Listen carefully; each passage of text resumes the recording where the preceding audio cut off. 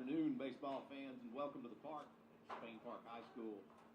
For today's matchup features the Pelham JV Panthers against the Spain Park JV Jaguars. If you would, rise and put your attention to left center field for the playing of our national anthem.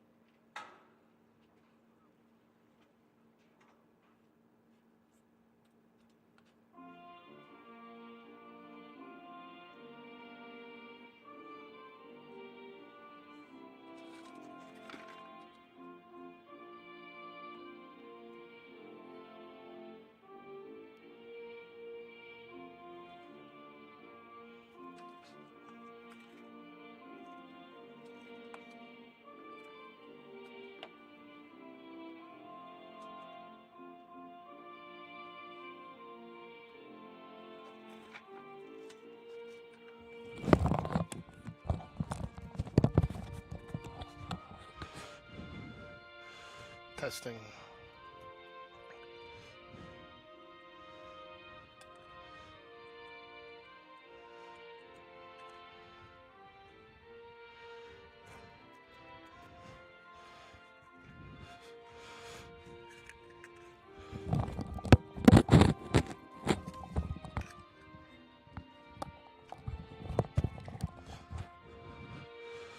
Testing. Oh, no wonder. Helps if you actually plug that in.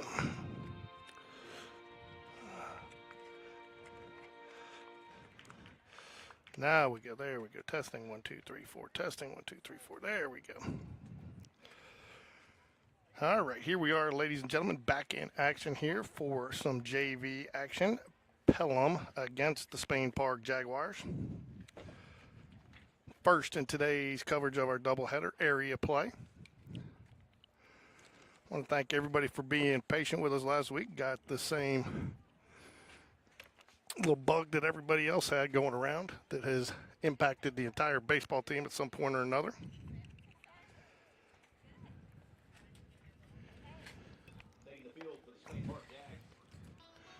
On the mound today for the Jaguars will be sophomore Mac Beverly.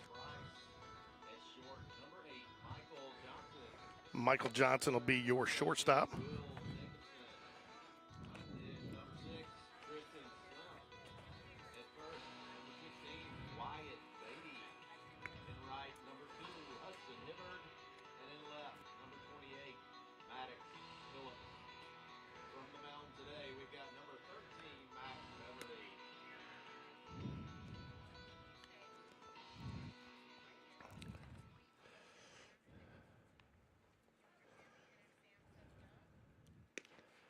I do.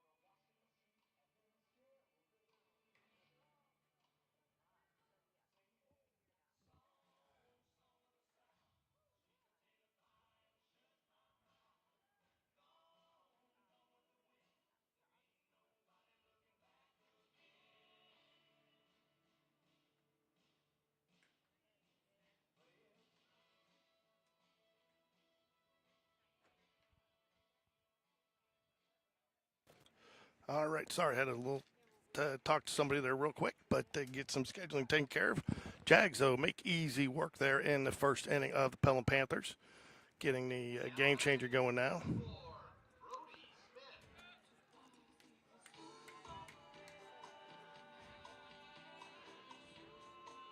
Oh, that's why I can't find it. I'm on the Varsity.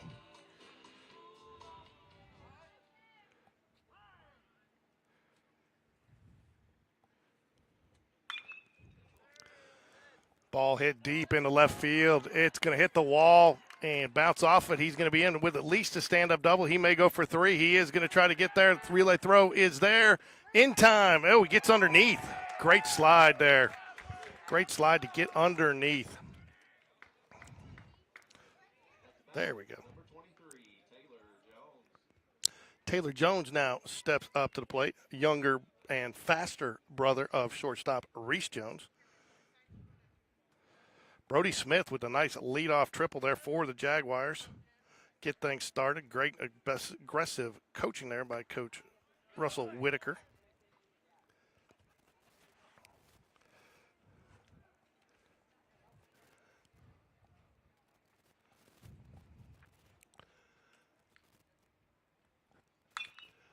Fly ball right field. Should be caught by the second baseman. Oh, what's going on here? Next up, number 12, Barrett Price.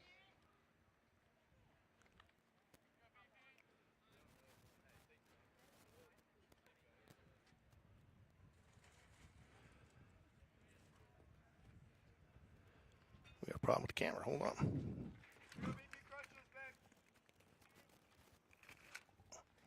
There we go.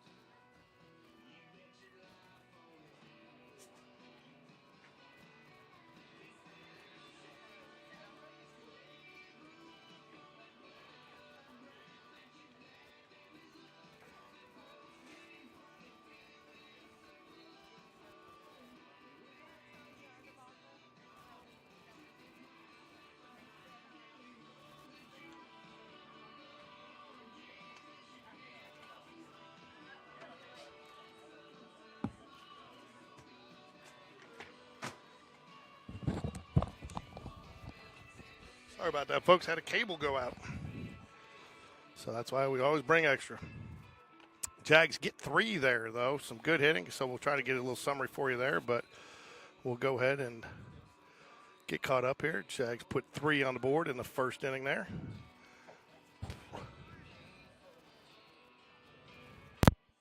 Hello. There we go.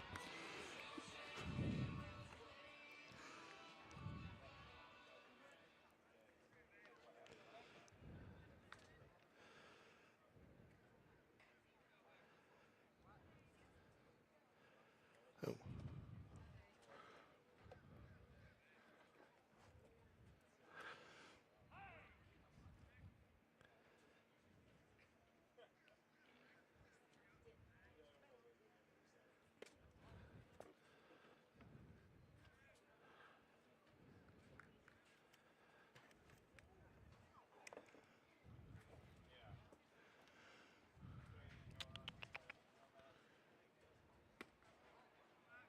There we go. Mac Beverly at the plate here for the Jaguars.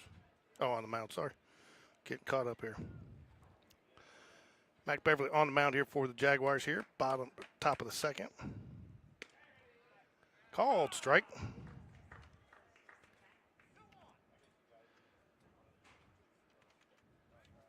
Two balls and a strike here to Russell, the batter for the Panthers. Misses just low. 3 balls and a strike. There we go. Now we got the cameras working.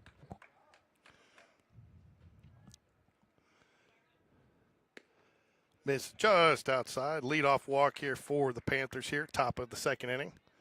That will bring up. They're adding as we go here.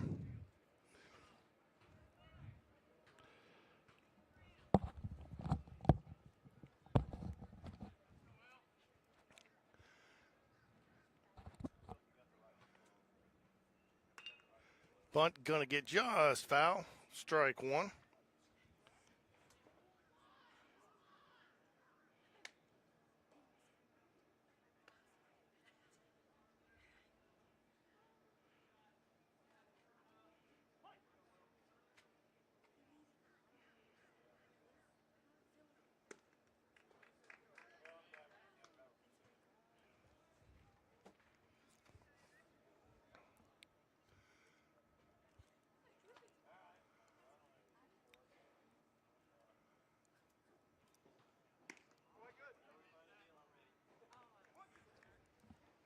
One ball, 2 strikes here.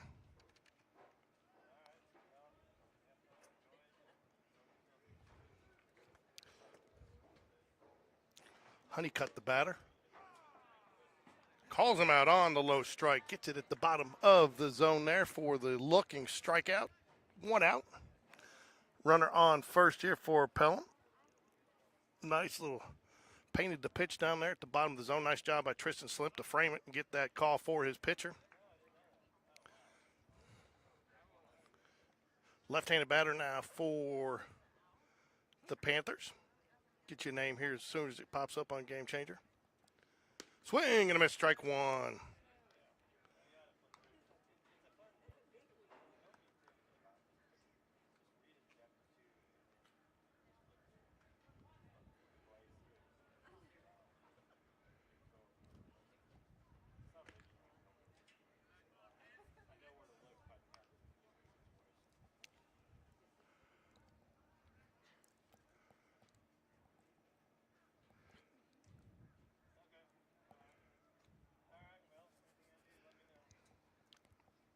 Swing and a miss, strike 2. 1 ball, 2 strikes here to the batter, Troutwine.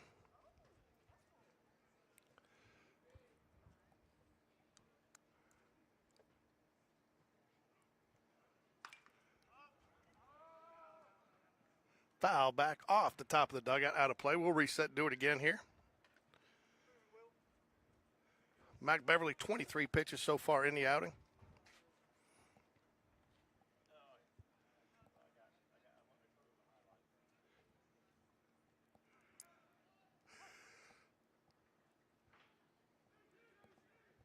One ball, 2 strikes. Runner goes. Misses inside. Throws down. Good throw. Just a little high. So good jump there. Good release. Just threw a little bit high and wide of the base. Unable to get the tag down. Runner does advance on a ball that was just a bit inside, but a good opportunity there to get the runner going. He had him if the throw was there. 2 balls, 2 strikes. Runner on second, 1 out here. Ball misses outside. 3 balls, 2 strikes. Don't want to let him go here.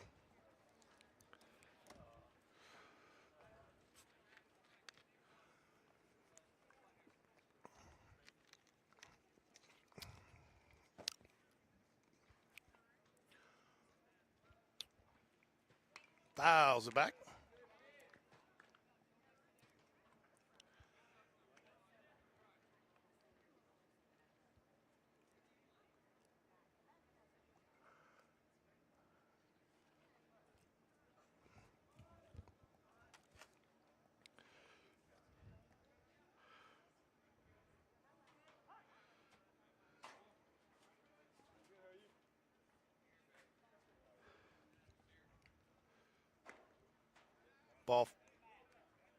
Ball 4.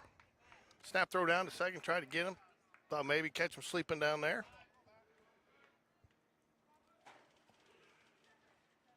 One out here, top of the second.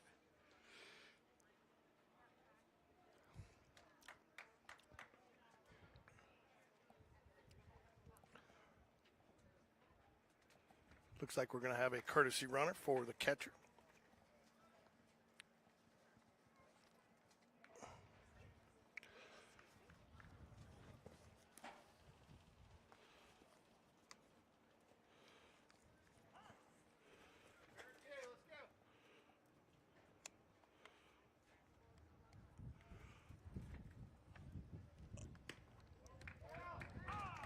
Called strike right there.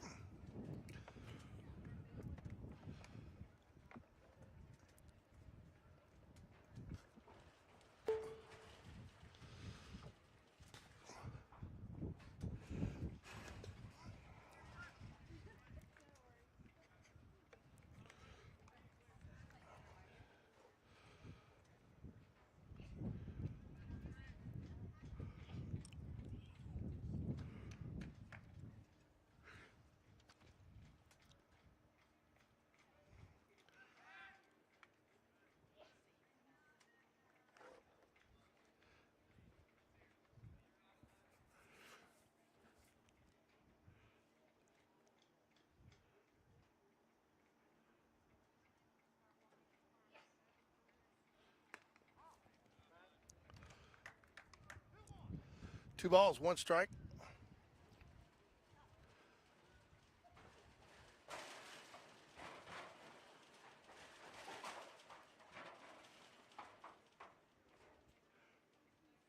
Swing and a miss. Snap throw down to first.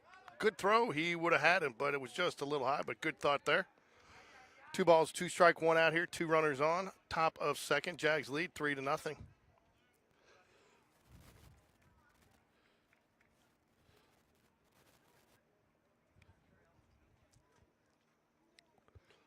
Swing and a miss. Strike 3.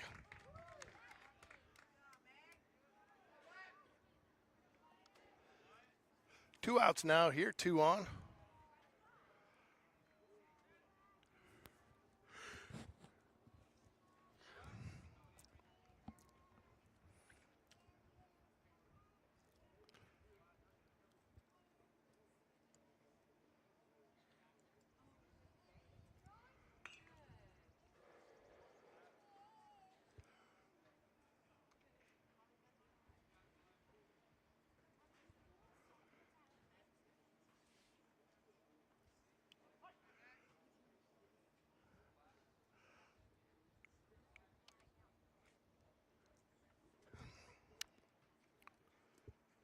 Ball low, misses him.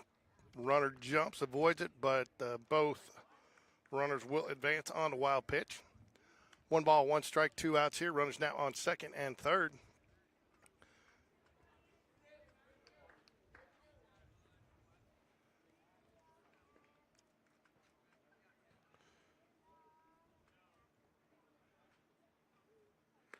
Ooh, we wanted it.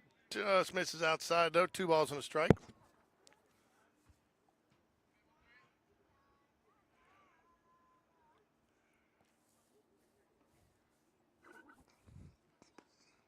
Missed just low. 3 balls, 1 strike.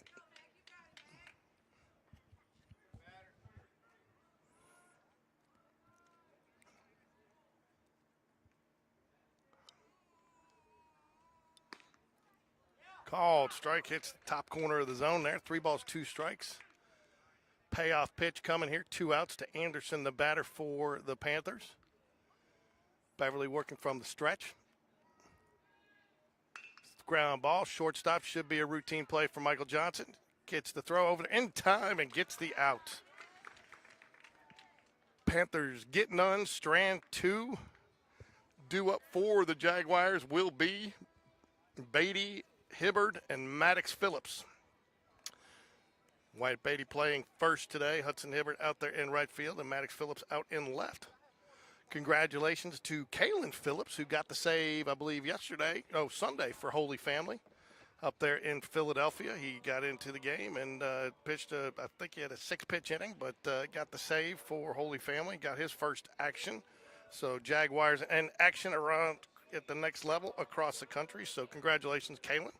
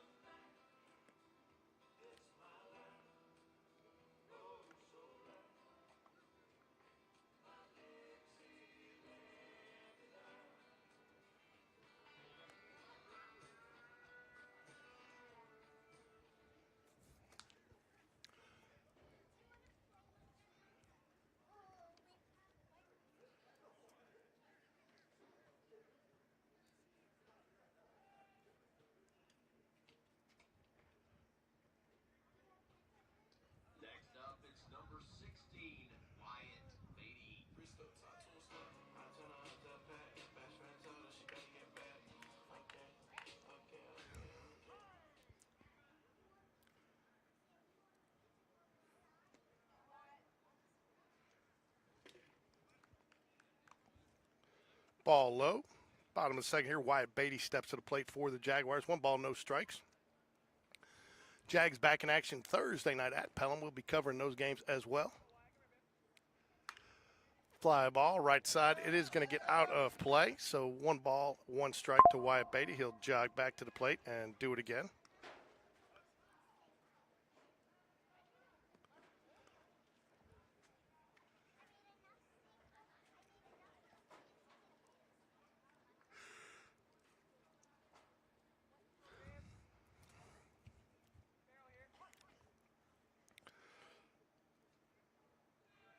Fouls back out of play. 1 ball, 2 strikes.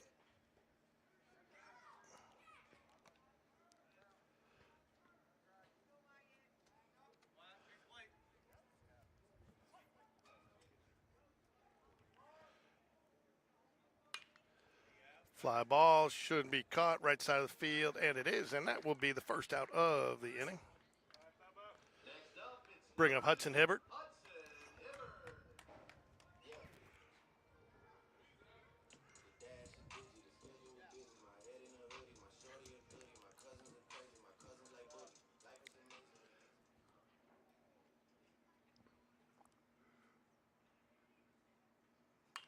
Fly ball, pop fly in the infield. Looks like it's going to be caught by the catcher. He's going to try to settle under it, and he does not make the catch. He'll live to fight another day here. Tough catch for tough ball. Probably should have been called off by the third baseman or the pitcher there.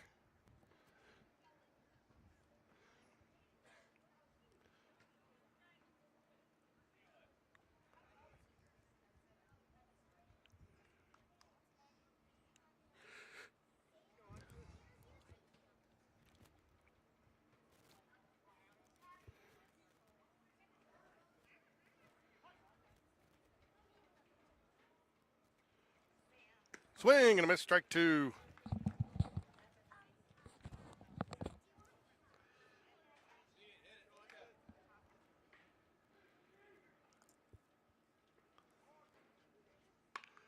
Off the end of the bat, it's going to get down. It gets over to right field. He's going to have a chance to go for two. He's going to go for two.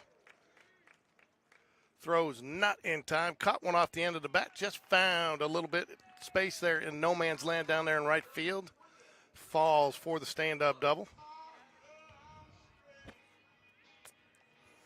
Maddox Phillips now will step to the plate for the Jaguars with runner on second. He will be the number 9 hole hitter. We'll turn it back to Brody Smith, who led off the game with a triple.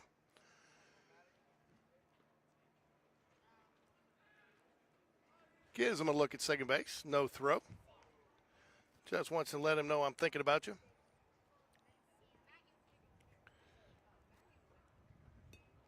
Swing and a miss down low. No balls and a strike. One out here, top or bottom of second. Jags do lead 3-0.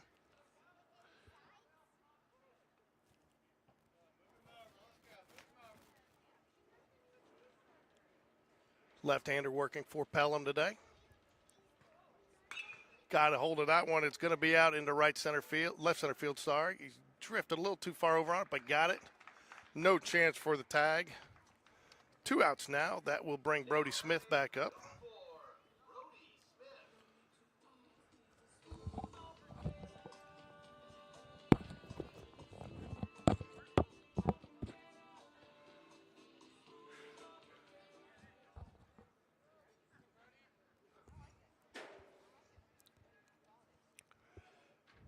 Runner goes, gets a nice line drive shot, but it's going to be right at the center fielder, and he will corral that for the 3rd out of the inning.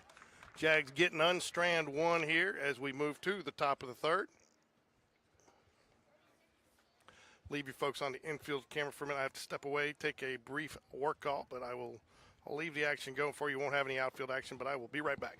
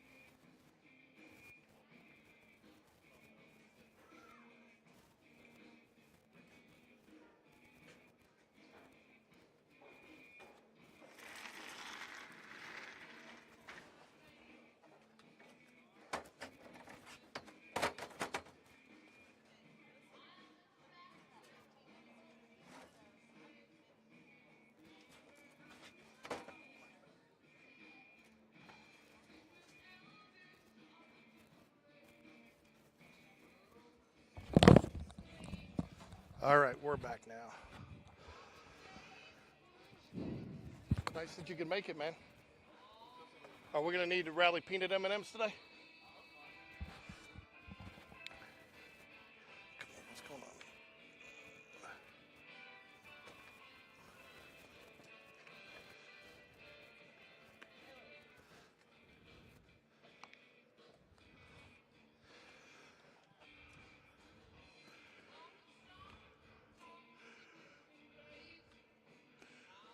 Bottom of third here, due up for the Jaguars will be Jones, Price, and Johnson.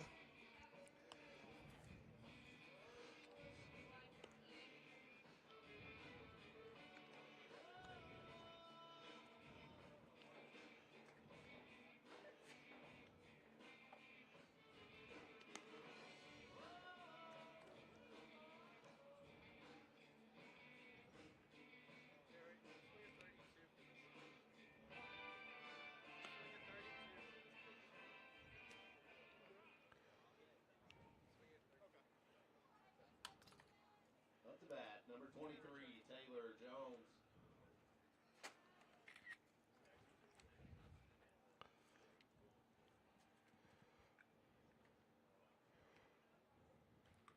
Taylor Jones up to bat for the Jaguars. Came up from freshman by midseason. That's going to be a one hopper to the shortstop. Shortstop played it nicely. Gets the tag out at first base and the out. Thought he had a little bit more on that when he hit it, folks.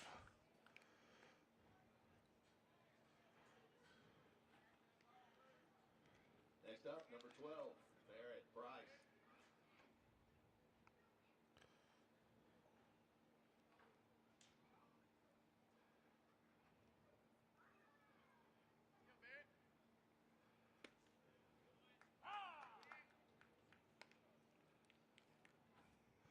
Called strike one to Price, center fielder for the Jaguars.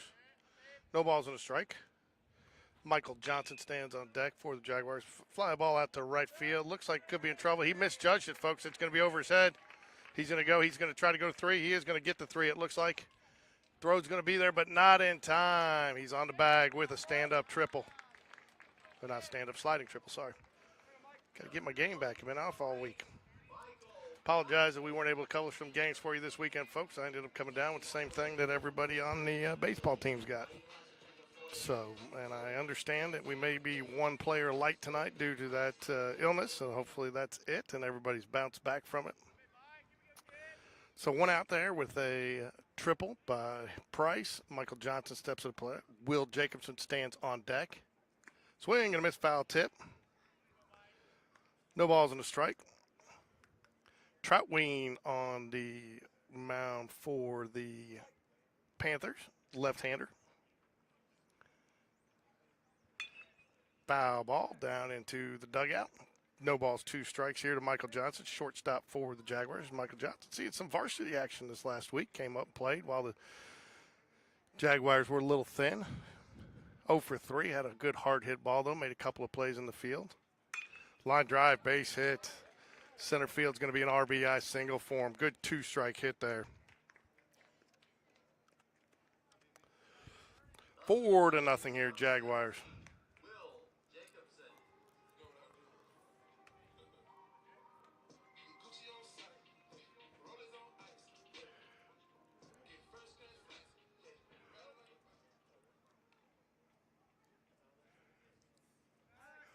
Tries to pick off at the first, gets away. He's going to try to get there. It does get it, rolls. It wasn't that far away, but it was a slow roller far enough away. Coach Whitaker's asking, does he get a third on that? I don't think it made it into the dugout, but it's a good try by the first base coach there. Actually, good base. I called it on Coach Whitaker earlier. It's Coach Hammock over there that with the aggressive call, bringing Brody Smith the third on the first. Runner goes, gets a good jump. Catcher didn't even, and hits him. He's okay. I believe that pitch missed, so that's ball one, no strikes.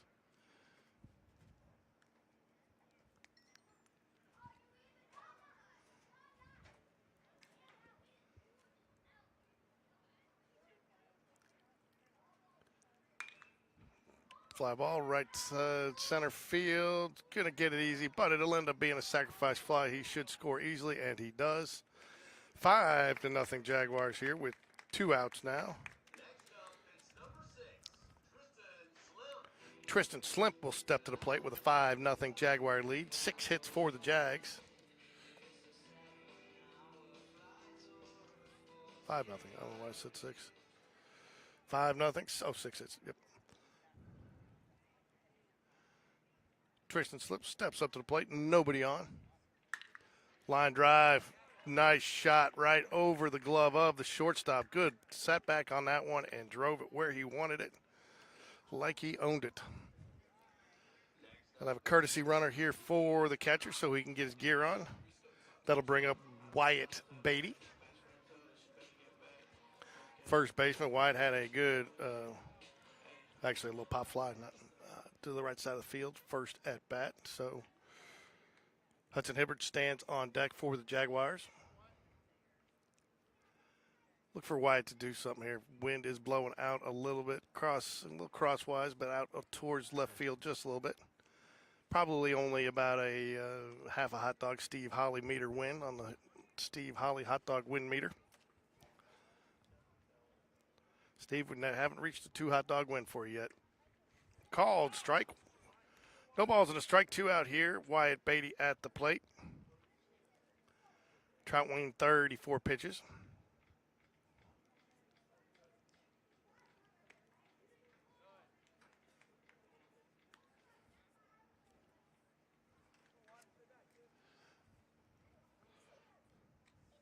One ball, 1 strike. Ball high, 2 balls and a strike. 5-0. Oh, I got this backwards. I'm still working on the other game.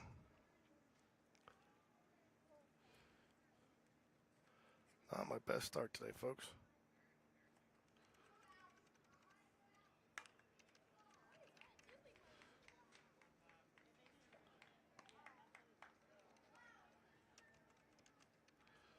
Forgot we were on the road last game. Nah, we got it straight.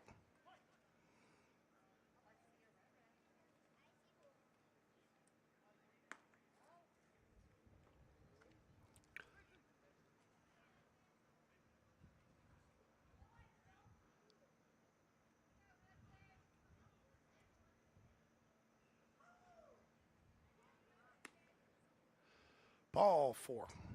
Draws the walk. Next up, it's number 2, Hudson Hibbert. Yeah. The dash is busy, the schedule busy. My head in a hoodie, my shorty a hoodie, my cousin. 2 outs now for Hudson Hibbert as he strides to the plate here. Wyatt Beatty is your runner on first. Tristan Slimp got the hit. Courtesy runner out there for him. Hit by the pitch. That will put the load to bases here for Maddox Phillips as he steps to the plate. 7 hits for the Jaguars. Looks like we might have a pitching change here. Coach going to come out and at least talk it over.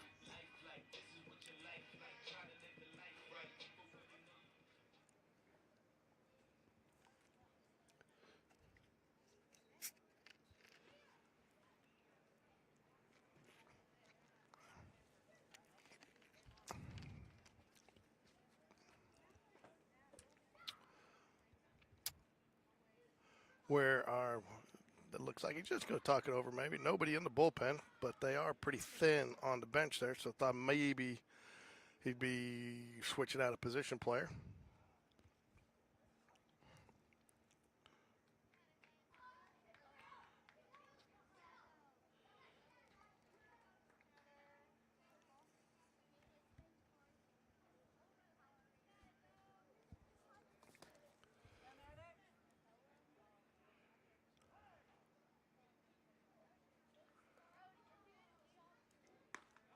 Ball high.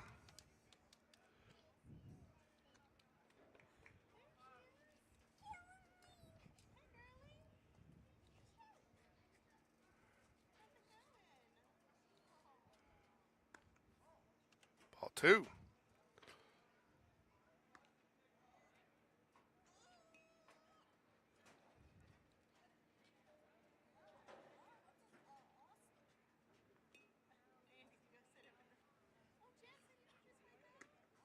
Ball 3, snap throw down to third, not in time. 3 balls, no strikes. No place to put him.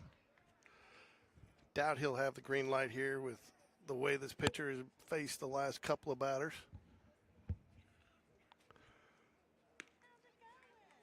Strike right at the knees.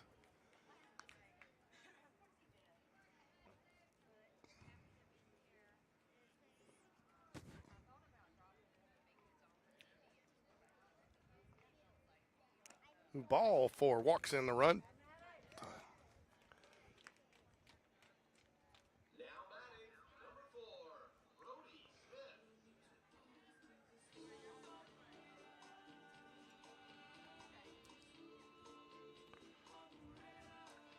Six nothing Jaguars here.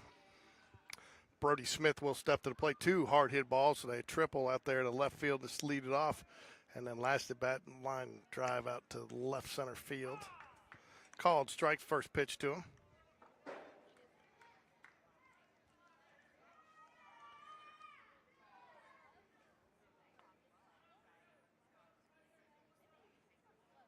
Swing and a miss down low, misses on the off-speed pitch.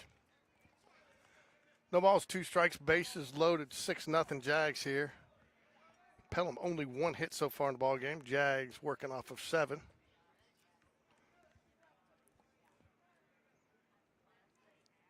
Ball misses way out of the zone. 1 ball, 2 strikes.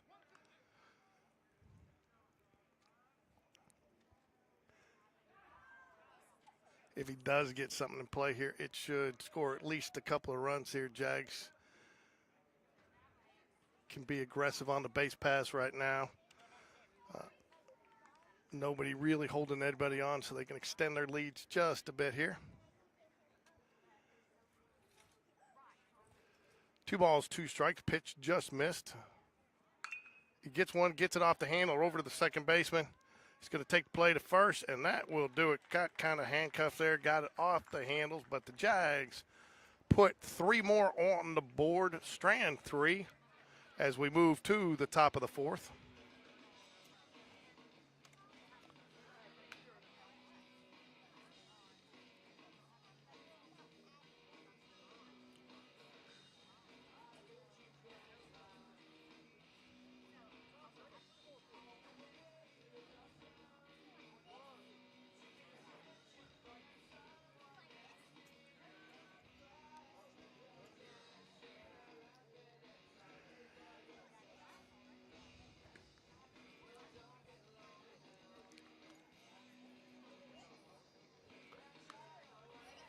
Will out there already trying to butter up the umpires a little bit.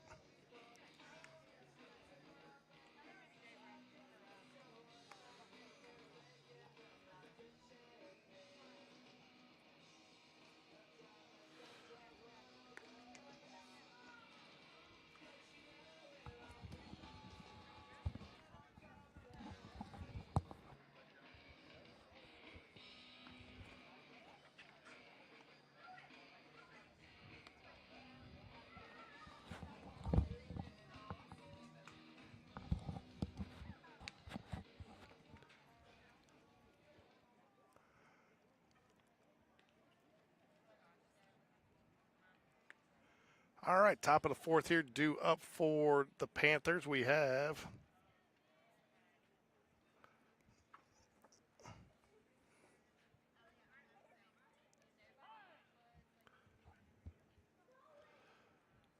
looks like number 23, Russell. Misses ball 1.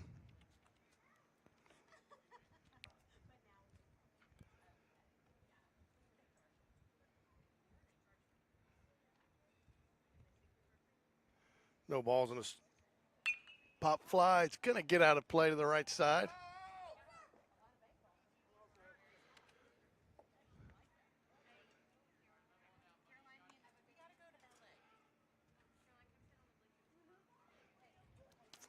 One ball, 1 strike here. Top of 4. Jags lead 6-0. Game started right at 4 o'clock and go as long as 6 o'clock. 2-hour time limit on JV games.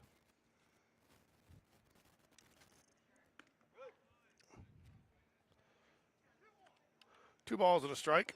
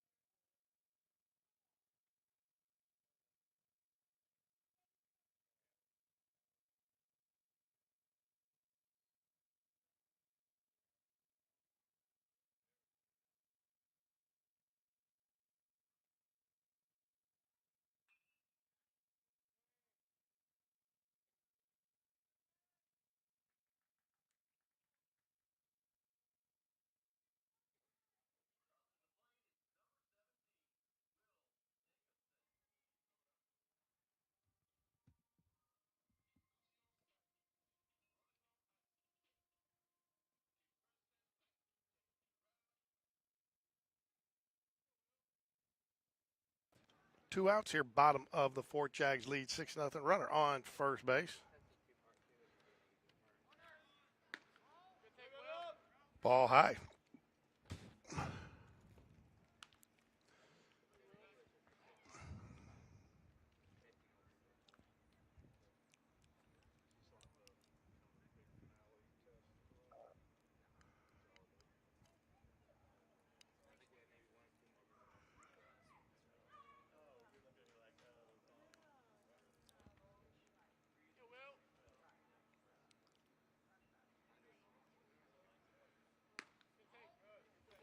Ball outside. 2 balls, no strikes.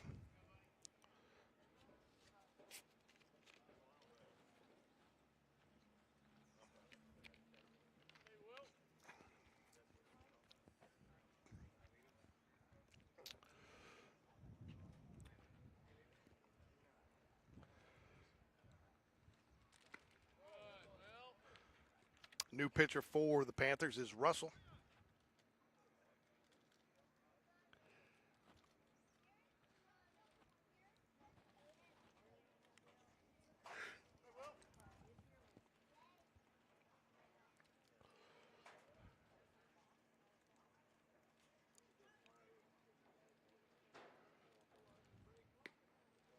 Ball 4.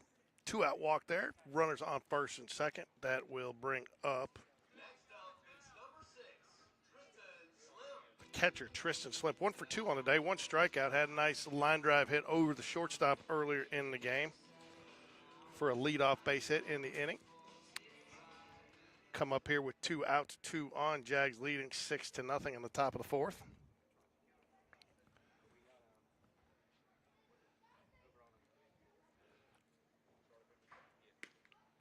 Called strike on the outside corner. No balls and a strike here to Tristan Slimp.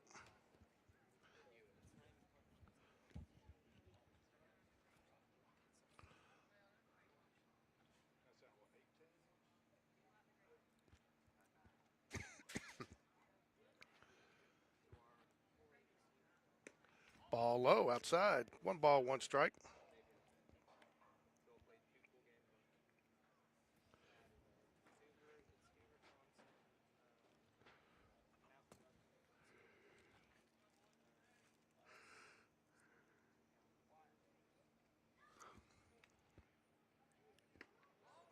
Ball hot.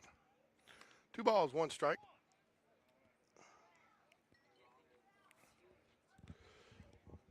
Pinch hitter going to come up for Wyatt Beatty in the on-deck circle.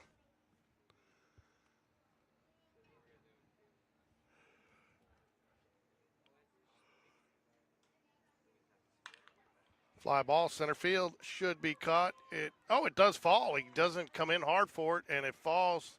Play's going to be at the plate. Jags are going to pick up 2 on a little bloop single there by Tristan Slimp, and drives in 2 runs. He'll take advance on the throw.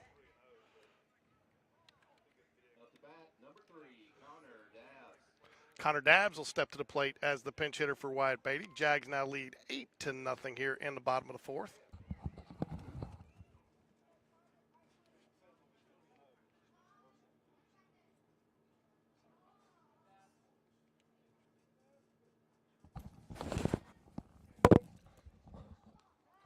And he doesn't even get a chance. Gets a hit by pitch. That'll put runners on first and second here for number 2, Hudson Hibbard.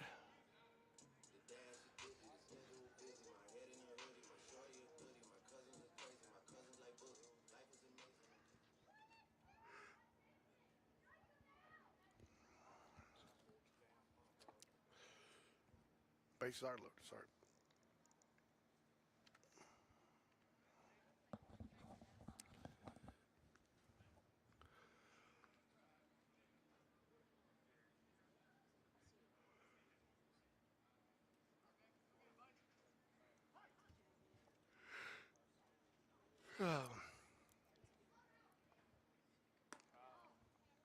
Ball high. Maddox Phillips stands on deck for the Jaguars.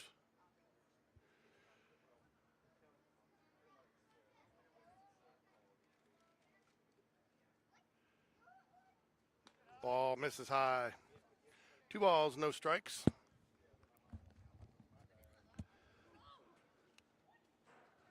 I think the only dugout thinner than the Jaguars is the one of the Pelham Panthers today for this JV game. Looks like they only have 2 substitute players over there. So more than likely we have to pull in a position player if they're going to make a pitching change here. Ball 3. 3 balls, no strikes here.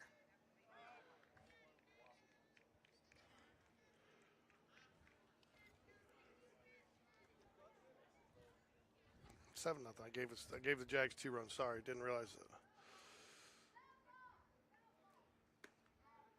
Ball 4. Now we get it.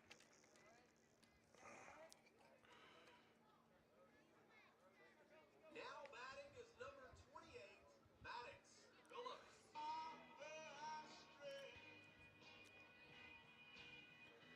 Stretch my hands to you. Life like this is what your life like. Try to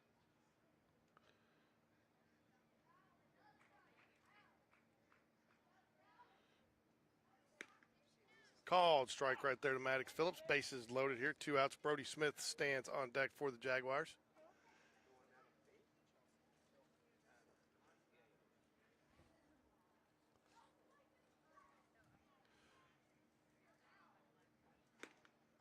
Called strike 2 inside corner. Just caught the inside corner there. Not a pitch you're probably going to swing at. 8-0 Jags lead the Panthers here. Maddox Phillips 0 for 1 today. Does have an RBI on a sacrifice fly. Ball just takes the pitch just out of the zone up high. 1 ball, 2 strikes here. Bases loaded.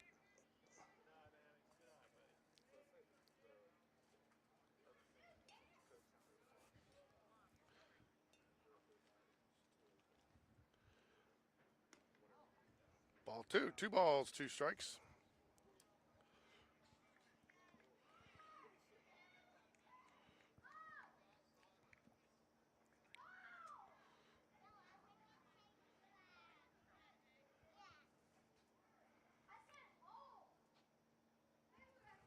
Fouls it back.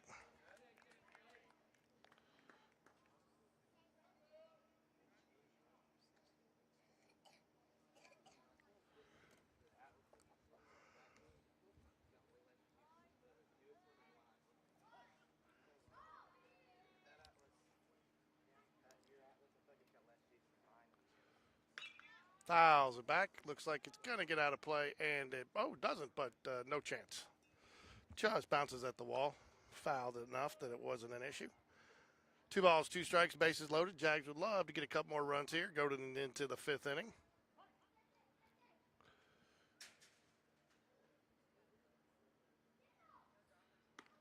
Ball high. Good at bat here by Maddox Phillips. Bases loaded. 3-2 count. 2 outs.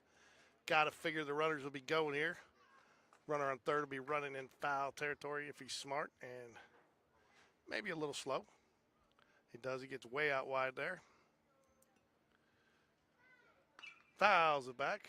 Good alert base running there by the runner on third.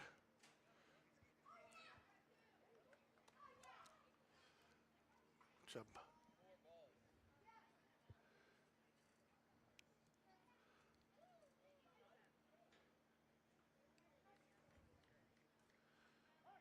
Eight nothing here. Jags, bottom of the 4th. Runners go. Oh, and he gets hit by the pitch. Earns it the hard way. Great at bat there. Fouled off a couple of pitches.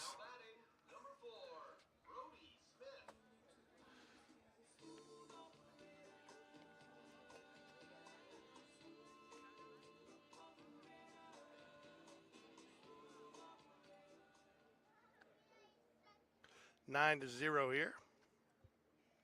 Looks like we might get a pitching change. Not sure what they're going to do here. Coach going to come out and talk about it.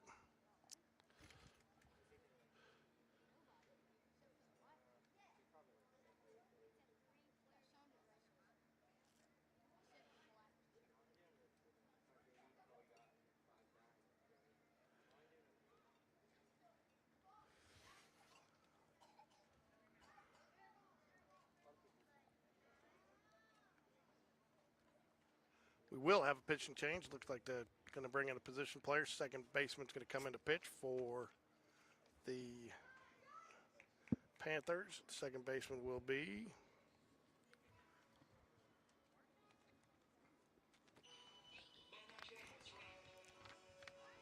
get a number here, and I'll get you the name. Number 6. That'll be Brooks.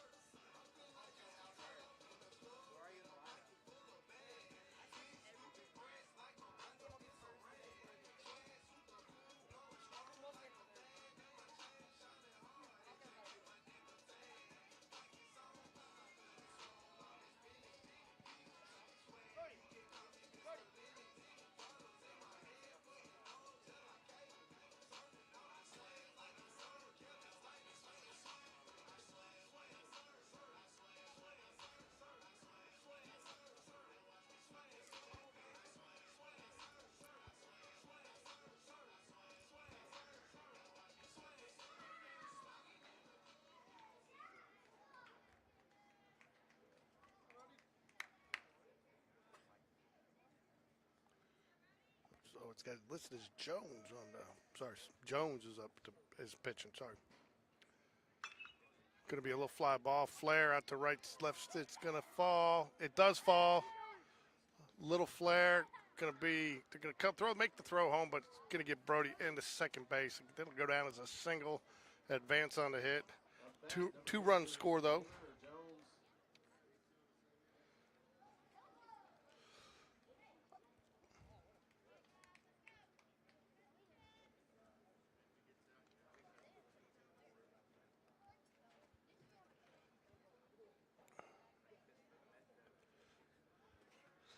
11-0 here for the Jaguars. Taylor Jones steps to the plate. Called strike, nice little curveball in there. Got hurt. Feel for that pitcher a little bit. Came in and did his job. Just shortstop couldn't make the play. Got the routine fly ball or the lazy fly ball he wanted. Just couldn't catch up to it. Ball low. 1 ball, 1 strike. Jags lead 11-0.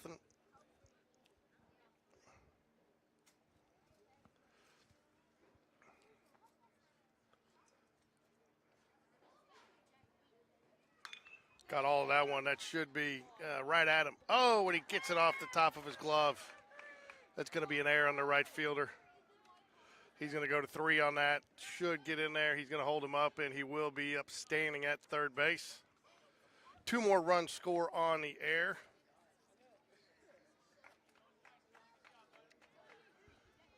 Stick around at 6:30. We will have first pitch action for our main event of the night, the area game. Number 1, Jags coming straight off a 2-game sweep of the Chelsea Hornets. Really put them in the driver's seat.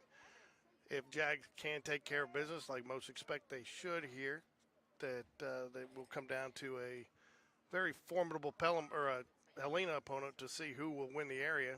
I'm not sure if Helena plays tonight or tomorrow. I'll see if I can't check that information for you. We may be able to get some scoring updates as that goes on.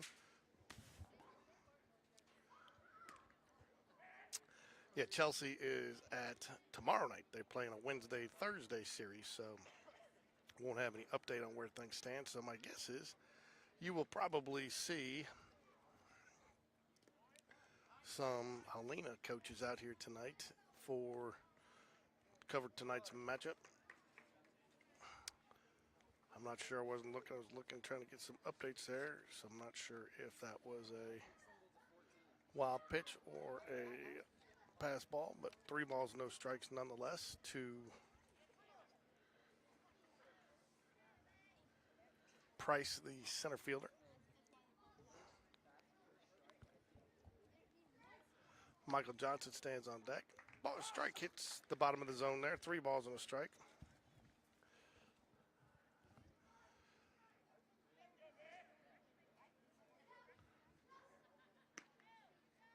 Called strike 2. Pates the inside corner there. 3 balls, 2 strikes, 2 out here. Jags lead 14-0. Fly ball should be caught out there in center field. It's going to settle under, and that will do it. Jags get 8 that inning. Strand none. As we move to the top of the 5th, Jags lead 14-0.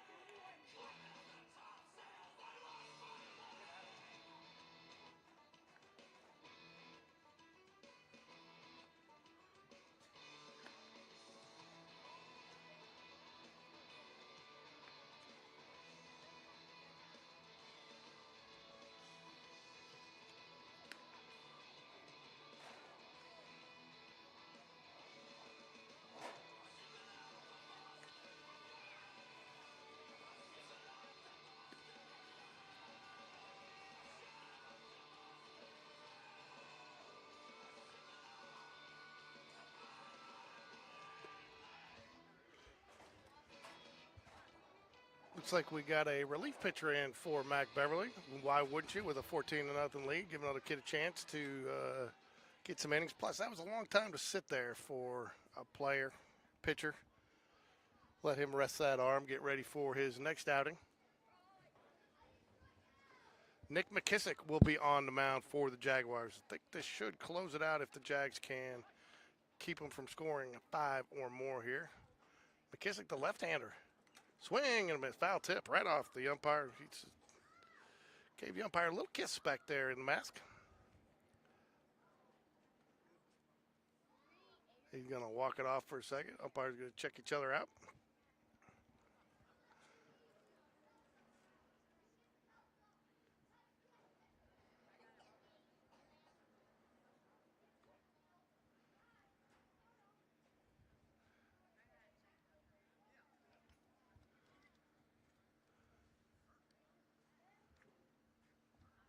All right, looks like we're ready to do it again. Umpire tells the batter it's okay. It's part of the game. That's why we wear the face mask back there. Top of the 5th here, Anderson at bat. Nick McKissick on in relief for Mac Beverly, who pitched to Gem, a 1 hit. Misses high. Overcooks that one just a little bit. Mac Beverly, 69 pitches, 40 of them strikes, well over 50%. 7 strikeouts, 3 walks. Only gave up 1 hit, no runs. So nice little outing for Mac Beverly. Going to be a base hit to center field. Playing it fairly short, but still no chance at it. Leadoff base hit there for the Panthers.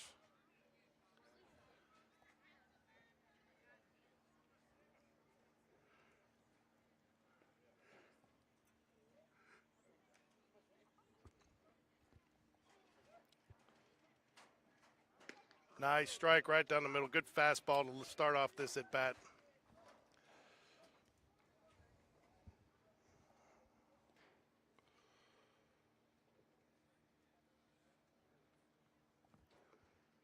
Ball high.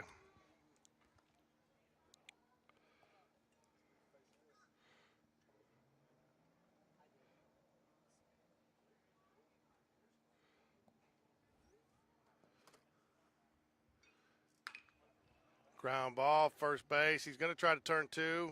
Does not. Nobody covers, so no chance at the second out. But good smart play there by Wyatt Beatty at first base to go ahead and get the lead runner. A little slow. Probably would have been hard to turn even if somebody did cover first base there. But good heads-up decision by Beatty to take his time and just get the lead runner and get the out. No need necessarily there for the double play with a 14-run lead here. Just take one out at a time.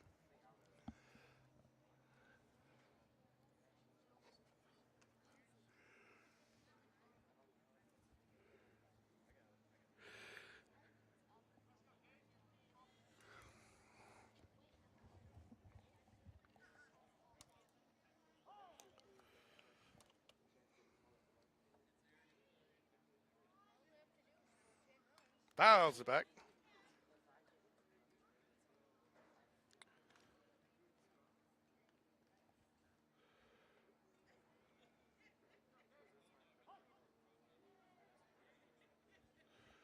No balls and a strike here to the batter, Blakely.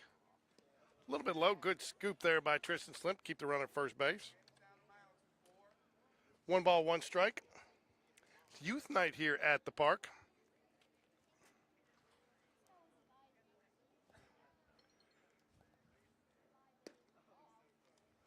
Ball low.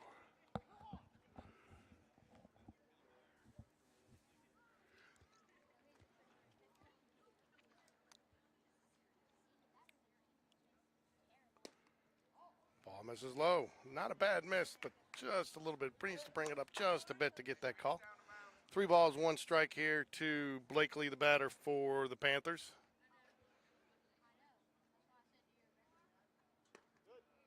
Called strike, paints it right down the middle. 3-2, full count, 1 out here. Runner at first. I doubt he'll go, but he might.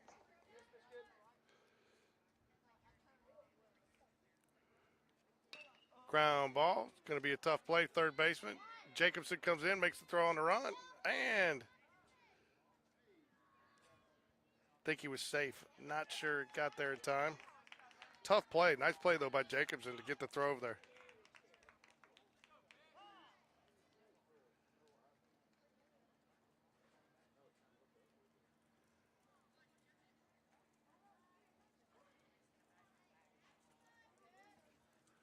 Going to ask about it. I think he thought he was off the base.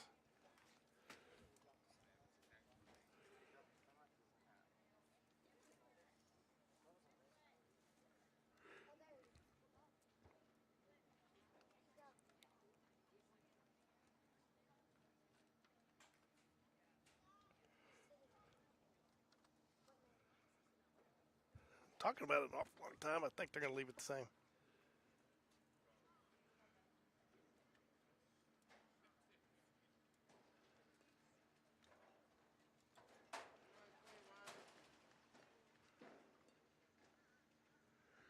Call will stand.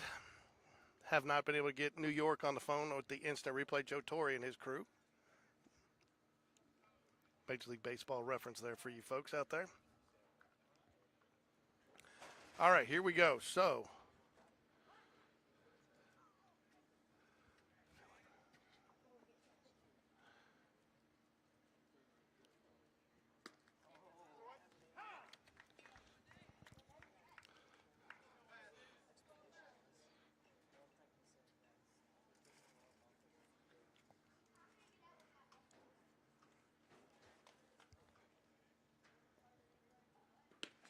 called strike, two strikes. Nice little thought there. No balls, 2 strikes, 1 out.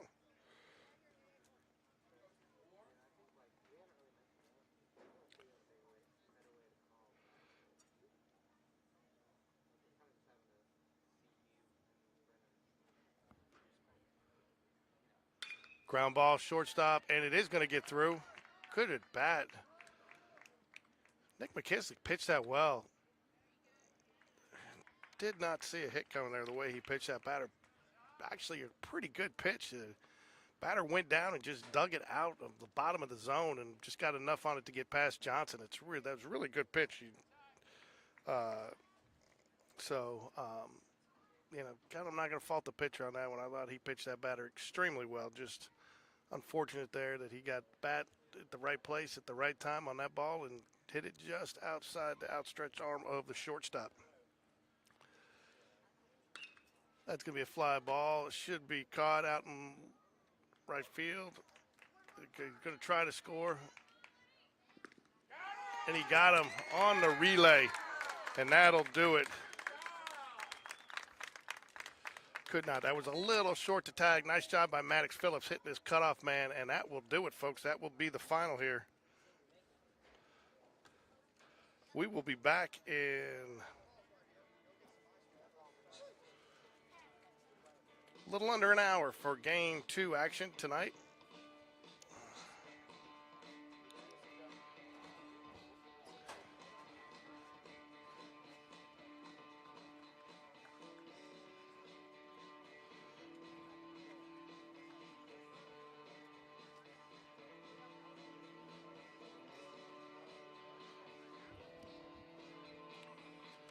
$14-0 is your final here for the Jaguars. We'll take a break here between games. I'm going to go get something to eat and maybe be a little bit more sharp and be a little bit more on my game for the second one. So, go Jags.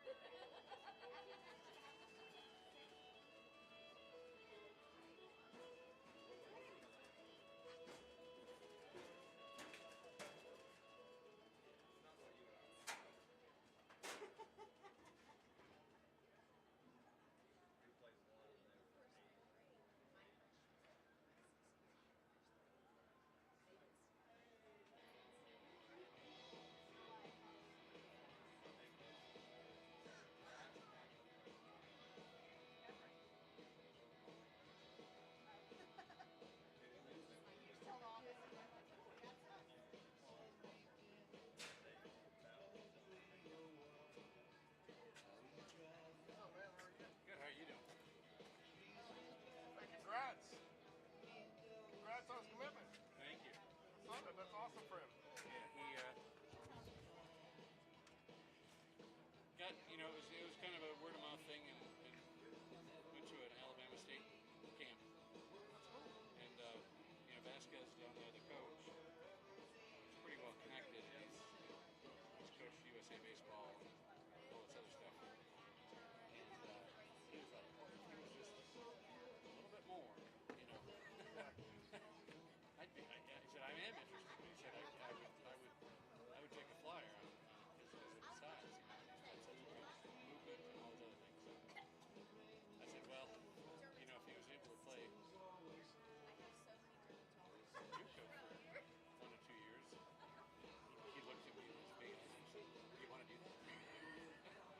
I said, absolutely. So he picked up the phone out of his pocket while Bryce was pitching and called Blake Lewis at Gadsden and he goes, I got a guy for you.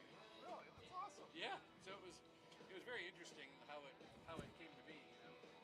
So, and he really likes Blake, and you know, it's not too far away. It's not too far from Auburn. It's not too far from Alabama. That's awesome. I'll tell him congrats myself.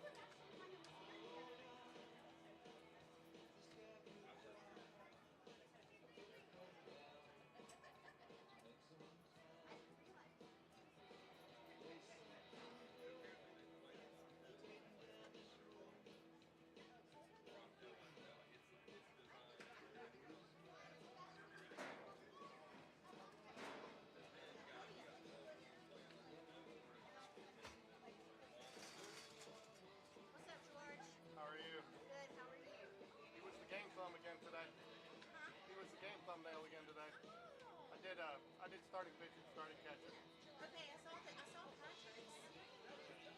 that for you? Didn't see Evan's picture. I was looking at it at work. Thank you. I like starting pitching, starting catching. Yeah. Exactly.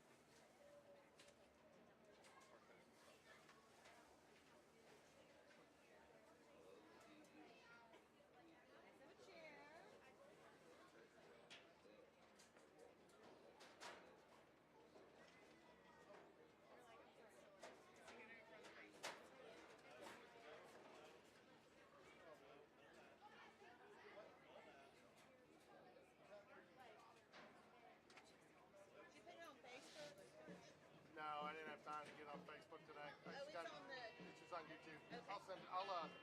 I'll email it, or I'll send it to you through Instagram. Okay, thank you.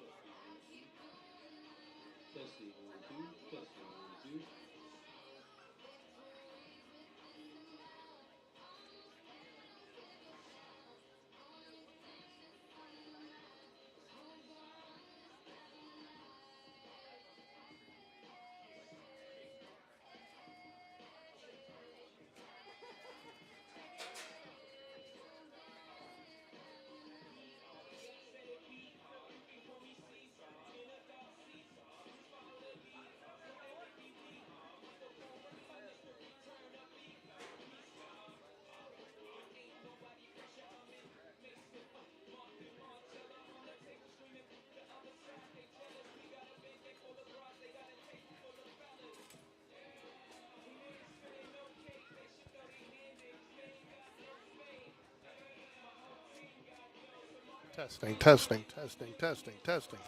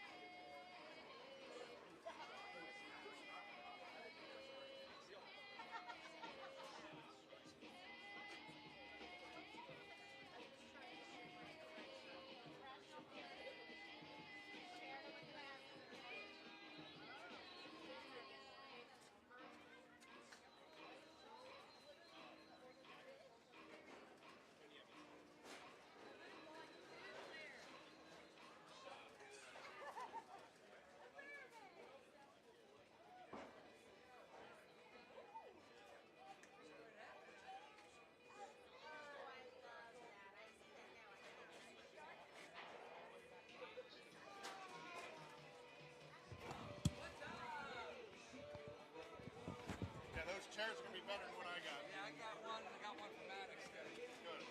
Is he coming? So what are my rules?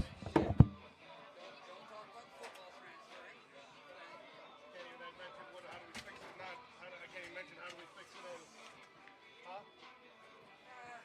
I wouldn't. I just wouldn't go. About NIL and high school sports. I think that'd be good.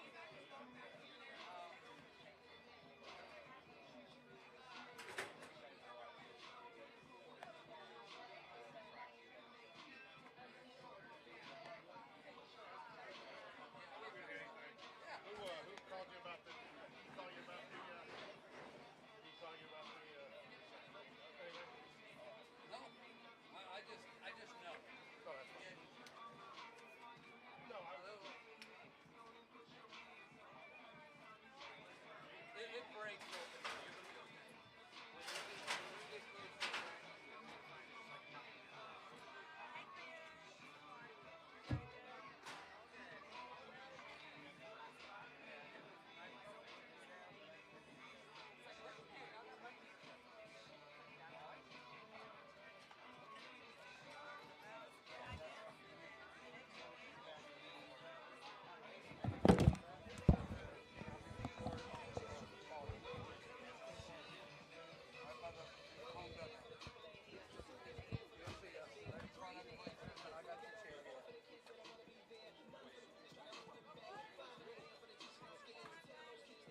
I was going to approach it A more. couple of these guys, I didn't realize this, but these college players, Ryan knows them.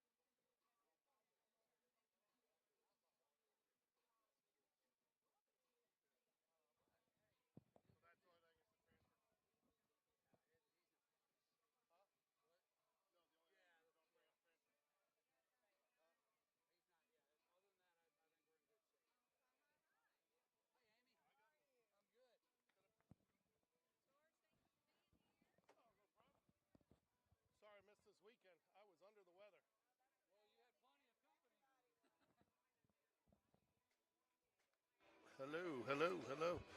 Yeah, you're my number 2 tonight, Rick. You're my number 2 tonight.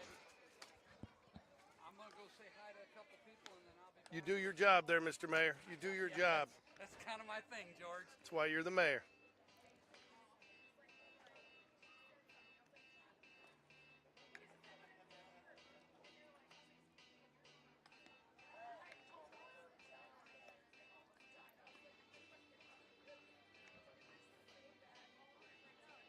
Uh-oh. I like that one hopper though. Turf changed the rules on that, you know?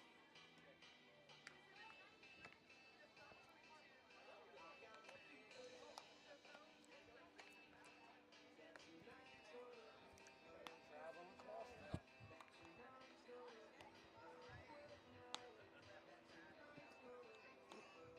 Look, can hit that phone go, can he? Man, when I was coaching a ton, man, I never missed.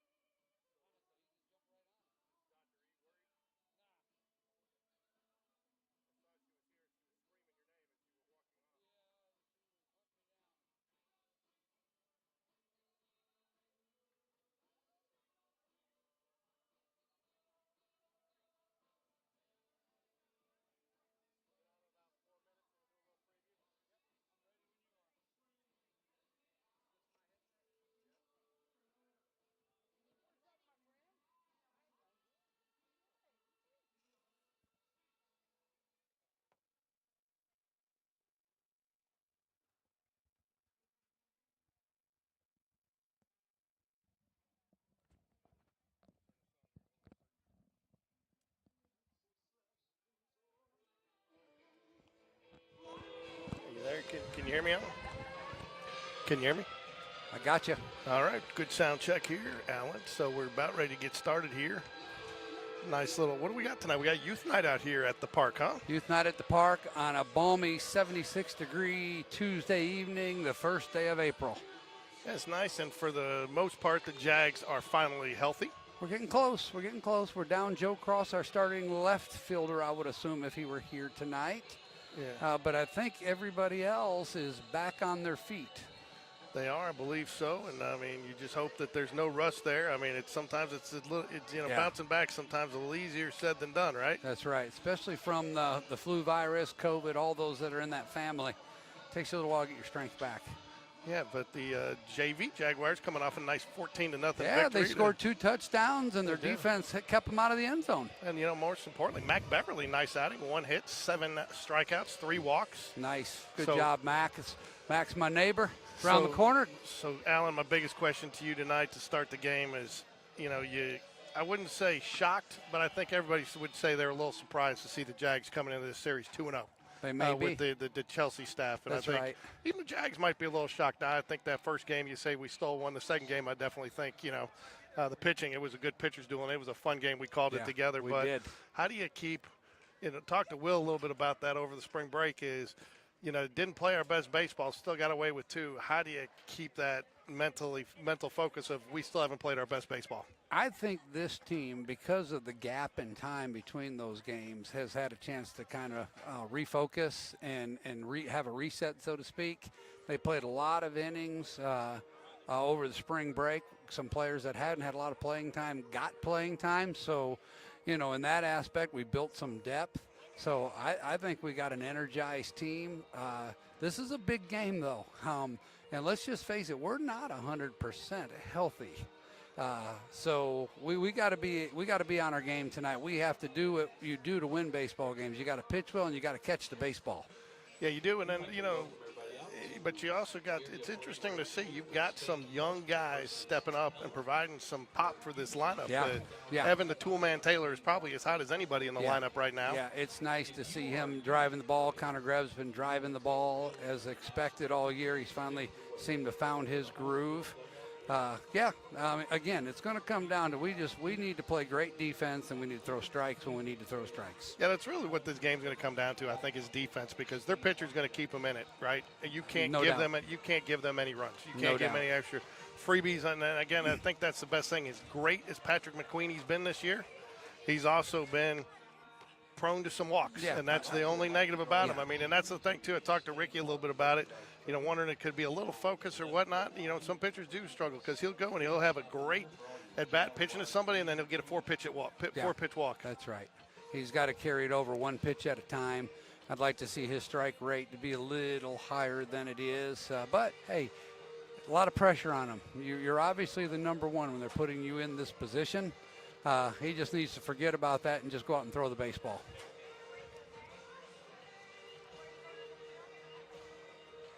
Can't complain about the weather tonight. No, you cannot. We got a very light breeze. Hardly showing, but it's out of the south and east and 76 degrees, and it's time for the national anthem. It is. We'll pause here for a moment. If you're able, please rise. Both teams, please take that. We have Miss Stella Wilson, 10th grader at Spain Park High School. Stella is part of the Spain Park Show Choir and the acapella choir.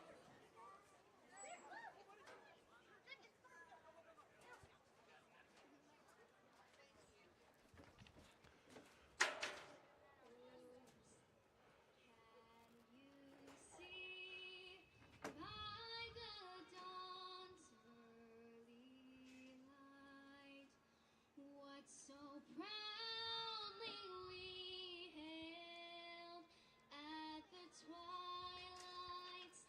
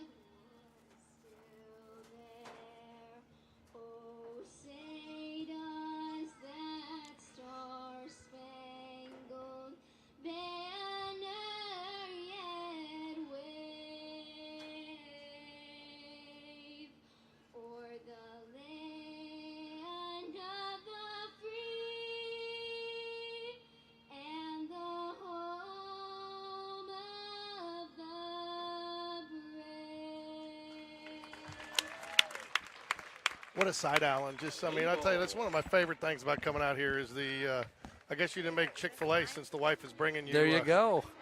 Yeah. Yeah. So, good. How are you? So, I tell you what, man, that always touches me a little Yep. bit. I get a little choked up thinking about my kid, just seeing the Yeah. youth out there and what it was. And I was actually talking to somebody that I got a project going at work. I feel like I'm hurting 8th grade T-ballers. And I said, but, I'd give anything to be back there. So Yeah, I agree. It went by so fast. So your starting defense today, a little different than what we've seen in the past. Slade Bounds out in left field, Andrew Thornton in right, Brody Bragg-Wright's out in right field, Connor Greb-and-Go at third base, Reese Rise Up Jones at short, Jack New York Times bestsellers at second, Nash Crash Davis at first base, Evan the Toolman Taylor behind the plate, and Jack Lutenbacher getting the call at DH tonight. Yeah, it's nice. Starting pitcher is going to be Patrick Lightning McQueenie. 26 innings on the season for the Jaguars. Brings in a 3.2 ERA, a 1.6 whip. Most importantly, though, opposing teams cannot get the bat on his ball, 1.46. But as Alan mentioned earlier, you'd love to see that strike percentage just a little higher, just over 50% at 53%. So Yeah, I've talked to Coach Dunn in the past. He likes to see that number around 65. yeah, It's interesting that we had an outing where Logan Bradford was in the 80s, and he was like, hey, man, can you throw some balls? yeah, no. He said that. You don't want to be too good. He told me he did that one day. He said, Logan, he was 0-2 on a guy and he wanted, but Patrick, I mean, that's the thing. But the big stat there is the opponents cannot get the bat on the ball when he's on the mound. Yep, that's so right. He's almost sometimes his own worst enemy with a few of those walks. But he has Excellent, he's absolutely. been lights out for the Jaguars this season. I don't think he's carried a loss in yet. No. So I'm trying to, I guess, you talking about McQueenie? yeah, I think he took the loss against Coleman in the first spring break Did he? game. Okay. Yeah. Tough game. They came out swinging the bats. They were like a wholly different team from the first time we played them. So somebody we could see down the road. Well, actually, no, we couldn't because they're going to be in the north and we're in the south in the playoffs. So yeah. I tell you, it's still waiting to. We're still taking our April betting action on who's faster, Reese or Taylor Jones. Well, I actually think I'm faster than both of them, and I won't tell you I'm 50-something years old. So The only thing you're faster than them at, Alan, is eating pistachios. there you go, and I got them and my cup here so I can keep the park neat. I don't want Coach Spencer upset with me. Ball misses just a little bit outside to start the game, but nice velocity We're there. off and going. We're off and running, folks.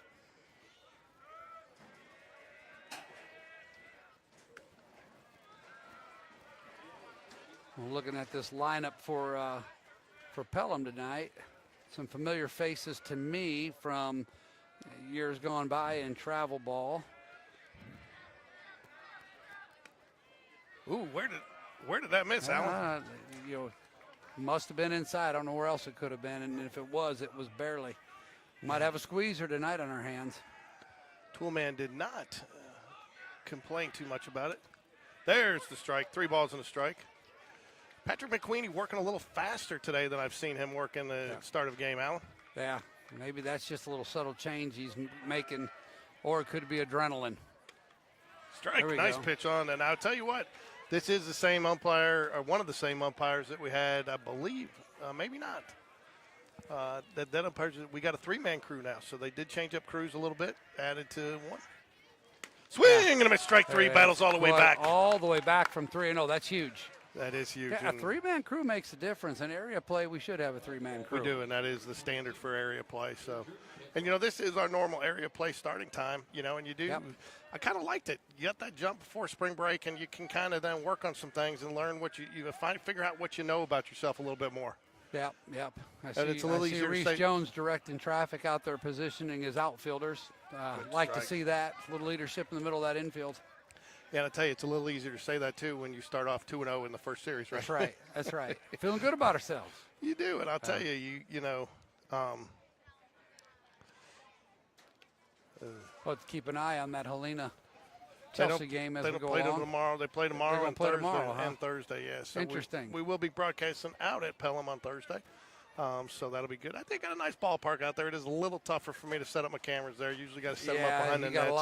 a lot of net there. Yeah, so I usually have to set up behind the net, so I just got to live with that one there. But Yeah. 1 ball, 2 strikes here. I like their field. Petrock, the batter. You know, I'll tell you what, too. This has been a young team for years. This Pelham team. I Yes. recognize these names, and a lot of them come up with our kids that were playing against Yes. JV. Fly ball right side. Should be caught by routine. Brody. And it is. Yeah. Yeah, these are names, kids we've played a lot of ball against growing up over the years, and park ball and tournaments, and then travel ball. And recognize every one of them. You know, Pelham has some high expectations, too. Brought in a new coach this year. Yeah. Kind of the unexpected retirement of the previous coach, who had been kind of somewhat of a legend there. Yeah. Yeah, they've had several legend coaches in their time. Ground ball, right and side. that's going to roll foul. It does. It's a good start, 0-1. So we got Smith here in the batter's box, sporting the towel in his pocket. Not the oven mitt, though. I don't care. I'm a little disappointed. Doug Cole needed about 6 oven mitts to come back in that game against Houston.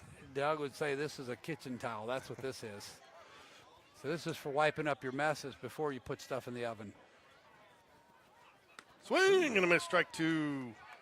Well, 1, 2, 3 inning would be a nice way to start this thing. It would, and we got a little different lineup tonight. In fact, I had to take the stats off. Lutenbacher's name was too long to get the stats on the card. And the lineup changed too much at the last minute to get them on the. Ooh. What we used to call that back in the old days? Chin music. A little chin music. Got to adjust the hat, put your strap back on, and get back in there. So I tried, Rick and Hey, I tried if to start. Kramer was pitching, Cosman would tell him, that's my plate. That's my plate.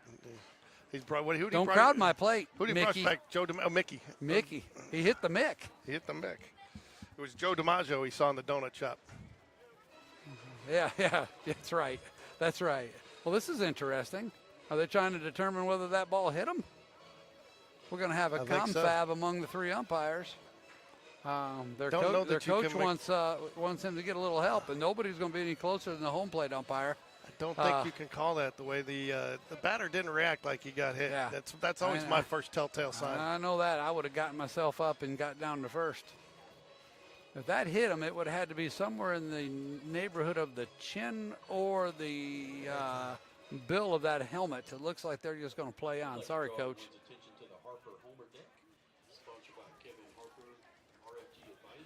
Coach not happy about it. I'm not sure that you can.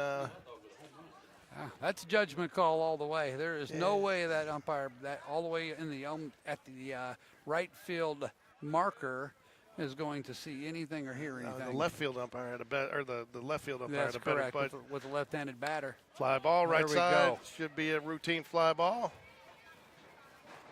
Nicely done. I like to see the younger guys being a little bit more deliberate in their catches out there, Yeah. too. Felt like they've been a little too showboat Yeah. at times. Yeah. And nice to see Clean him. that up, didn't they? Yeah, nice to see him settle under it. Yeah. 2 hands, not the running, side swipe catch and all that stuff. So, but anyway, so here's your starting lineup for the Jaguars tonight. You got Reese, Rise Up Jones, followed by Evan the Toolman Taylor, Connor Grebengo in the 3-hole tonight.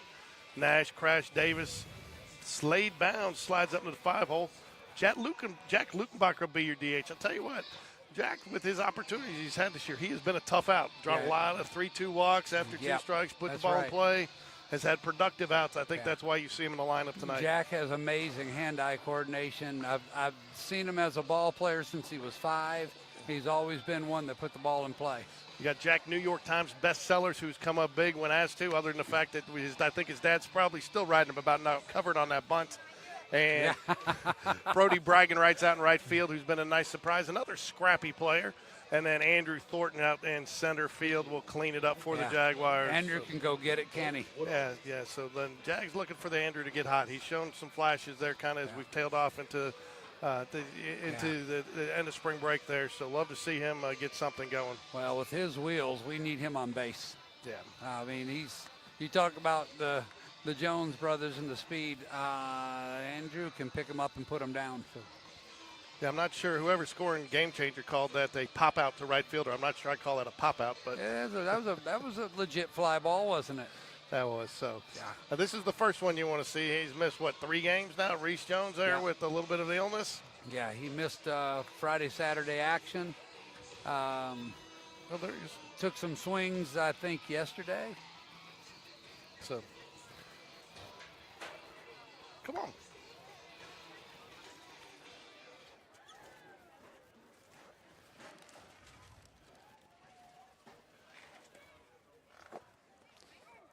Shall I introduce our guest, George? We'll wait till he's on the air. Well, let's wait till he gets on the air so everybody knows he's here. Dr. Maddox, We got a surprise guest. Here's your volume right here. If you want to turn up what you can hear and turn it down a little bit, okay? So you can adjust your own. So yeah, here we are in the bottom of the first inning, and Dr. Kevin Maddox, superintendent for Hoover City Schools, has showed up to grace us with his presence.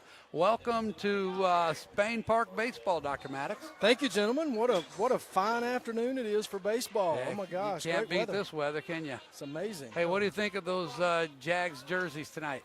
They look really cool. I love them. That's my favorite. I want to thank you for coming out. I know we talked about it during a football game, and sometimes it gets lost in there, and it was at the Hoover football game, so a lot of excitement after that. I'm glad you were able to make this one happen. Absolutely. I've looked forward to this for the last few days, so I'm glad you guys invited me to participate. Yeah, it's great. I don't know, the viewership grows as the night goes on, so when word hits the street that you're on the air, I think we'll have our first 5,000 viewer night. What do you think, George? Yeah, and we probably get a couple of questions texted in. And get ready to get peppered by the audience. Oh, yeah, should be interesting. I already got one for you, and this one should be easy for you to answer. Now, this you is getting them texted to you? No, I actually had to. I actually had to save this one because I got to read it. I just want to know what took longer. Let me see if I got it here. To get your doctorate or to come up with the topic for your dissertation title, Teachers' Perceptions of Professional Learning Community Characteristics in Alabama Reading Initiative Schools. Wow, that's great. Oh, boy. You really did your homework on that one, didn't you? Ground ball to third. When I saw that, I was like, I got to. And one out. When I saw that, I had to ask the question, how did you come up with a title like that? You know what? It takes a while because it's a long process, and it's not just my decision. You have a committee that kind of works with you to try to develop a topic, and so I tried to do something relevant to what I was, working on as a principal at the time, and we were in the middle of Alabama Reading Initiative recertification, so it seemed like the perfect opportunity to look at some of those characteristics. And one thing Alan will tell you is I'll tell you like it is. So if I tell you something I like about you, I really like it, and if I don't like something. But I tell you one thing, looking at your background that I really like is your well-rounded background of your education level, starting at Jacksonville State, a couple degrees at Montevallo, getting a superintendent school at Alabama, and then finishing up at Sanford. I mean, I think that's important when you're talking about somebody that can bring in different things that they've seen at different institutions rather than just having one program that they've been a part of. You've gotten to see a lot. How do you think that's helped you in what you do? Oh, it's been critical in my career, just having diverse experiences in different places, as you referenced. I mean, it gives you perspective that you may not have. And I certainly feel like I've had lots of opportunities to grow professionally, and obviously been involved in athletics for a long time, so love seeing kids involved. Did you play any sports along the way? I did. I was a one-sporter. I was a football guy. Lived it, breathed it, but I enjoy all sports. I actually coached basketball and track as a coach, so learned a lot about those two sports, even though I didn't play either or participate in either. 2 outs here now. Evan Taylor goes down swinging. Very rare sight for him. That'll bring up Connor Grevengo, the left-hander, here with 2 outs in the bottom of the first. Woodall is started off, and he's kind of living up to expectations so far, wouldn't you say, Alan? I would say so. He's pounding the zone. He's getting the high strike, which is something, honestly, we haven't seen called a whole lot this year. So he's probably, if he's smart, he's going to live up there. There it is again. We're swinging at that one. I hope our battery mate is paying attention to that and takes advantage of it as well. So you got to learn the strike zone of your home plate umpire early on in a game. Foul back out of play down the third base line. He'll reset and do it again. I'll tell you what, though, I like to see the Jags being a little bit aggressive here tonight, Alan. Yeah. They're coming up swinging. Yeah, we need to be. Crash Davis stands on deck here for the Jaguars. Ball misses just high. Yeah, that was a little too high and out. Well, Dr. Maddox, you're approaching the the end of your second school year at Hoover City Schools. You've had the privilege of working with the world's greatest board of education. That's just the rumor I've heard. So how do you assess things from your perspective after year 2? You know, I feel like, our hashtag this year is HCS Momentum, and we feel like we're moving in the right direction. This school district is fantastic. It was fantastic long before I arrived, and will be long after I'm gone, but our goal is to try to make tomorrow better than today and to try to get a little better as we go along, and I feel like we're definitely moving in that direction. No doubt. Fly ball, right side, that one's left got field. some It's got a depth. chance, but no, he gets it at the wall. Yeah. So Well, close. he's right into the wind. Wind's blowing it a little bit in our face, just enough. It's funny that Alan brings that up because that's one of the things I wanted to ask you about is, you're at Homewood, kind of a single system school district, all right? You make the jump into probably one of the most competitive sports rivalries and school rivalries. It's very odd to have 2 competing schools like that in one system. So not only do you have to be an administrator, but you got to be a little bit of a mediator, Secretary of State, so to speak. And is that, and you had to know that coming in. Is that one of the things that enticed you to come over here? Oh, yeah. One of the things I tell people, and people ask me, about the adjustment from Homewood to Hoover, and I think one of the biggest adjustments is going from a 1 high school district to a 2 high school district. And quite honestly, I don't think that there's another high school district our size that only has 2 high schools. Madison City is probably closest to it, but they don't have as many students as we have. So most districts our size have at least 3. And to be perfectly honest with you, 3 is probably easier than 2 Right.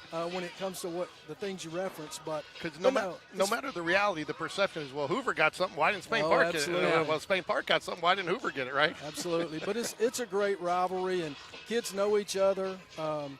And they've known each other for a long time, most of them, and that makes the rivalry what it is. And I've enjoyed it.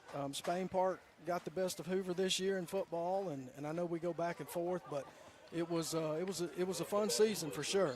That's one of the things I want to compliment you on. I told you I'd shoot like it is, but that's one of the things you mentioned. Yeah, I saw you at the Hoover game. You had on a Spain Park and a Hoover shirt. And that's one thing I think that you've done very well is managing both schools and eliminating that perception. For a number of years on that board, there was always a perception it was a Hoover board.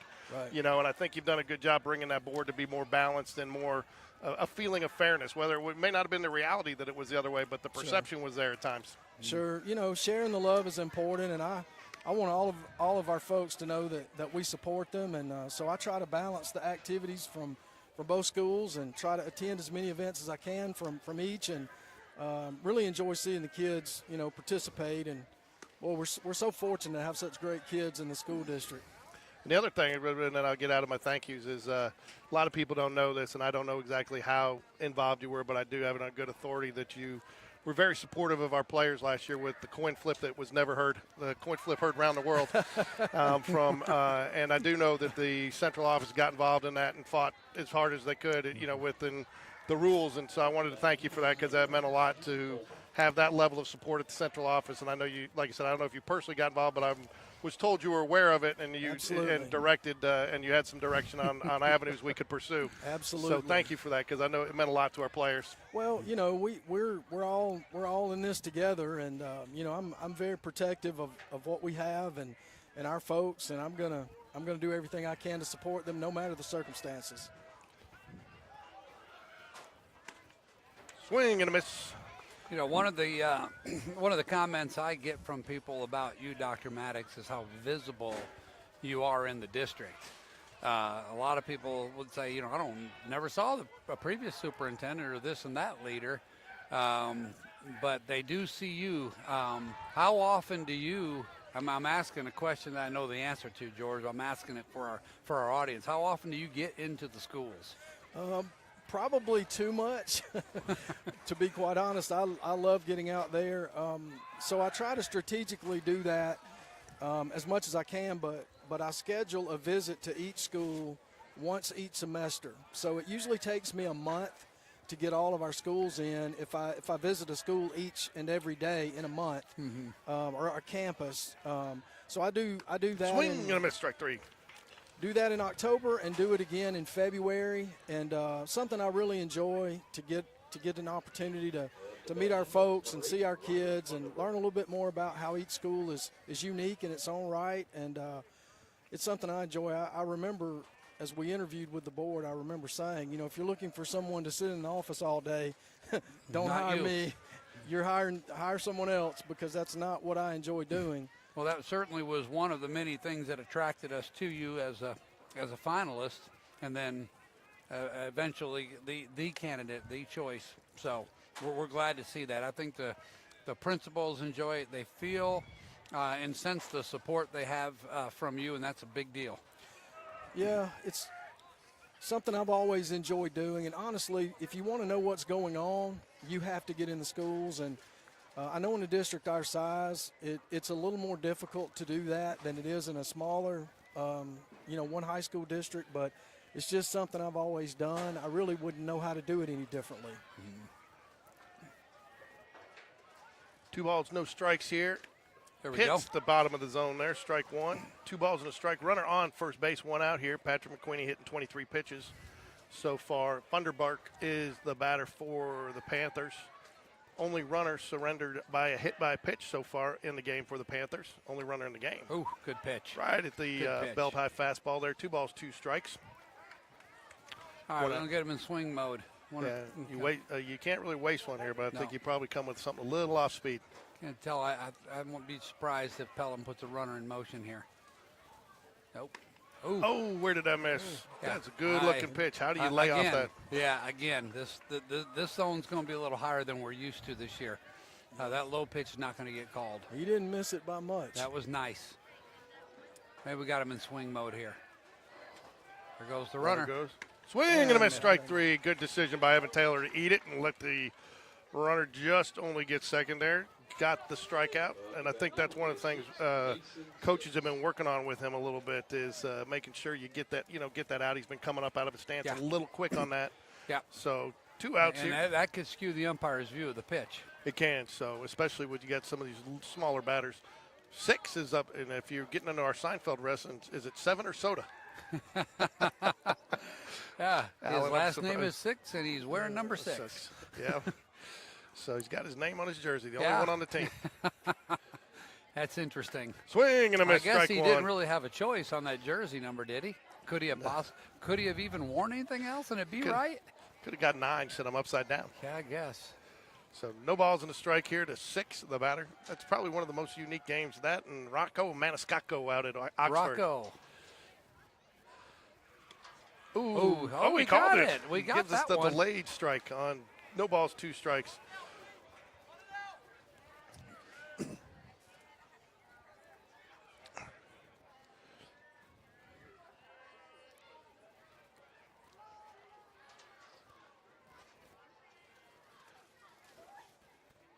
Checks the runner, comes with the delivery. Oh, strike 3 rings him up. Nice. All right, Mason Sits 6 him down.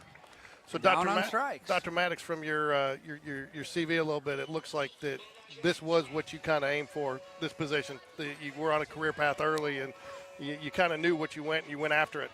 This is one of the most coveted superintendent jobs in the state of Alabama for obvious reasons. Right. Fantastic school district, great kids, supportive community members, great board. Most importantly. Absolutely. Great partnership with the city. As I drove up today, just noticed, we have soccer going on. We have lacrosse on the field. We've got softball going on, tennis, baseball.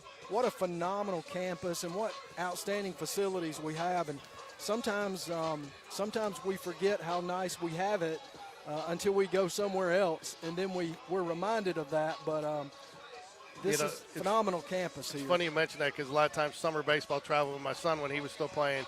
We go to some of these other parks, and even top 7A high schools or top the highest A classification in other states like Mississippi, and you just realize how nice we've got it and the facilities we have. I mean, there's some colleges that don't even have facilities this nice. And I know we talk about that, and that's one of the things that I'd like you to touch on too, just for people who are listening, is the majority of our budget goes to payroll.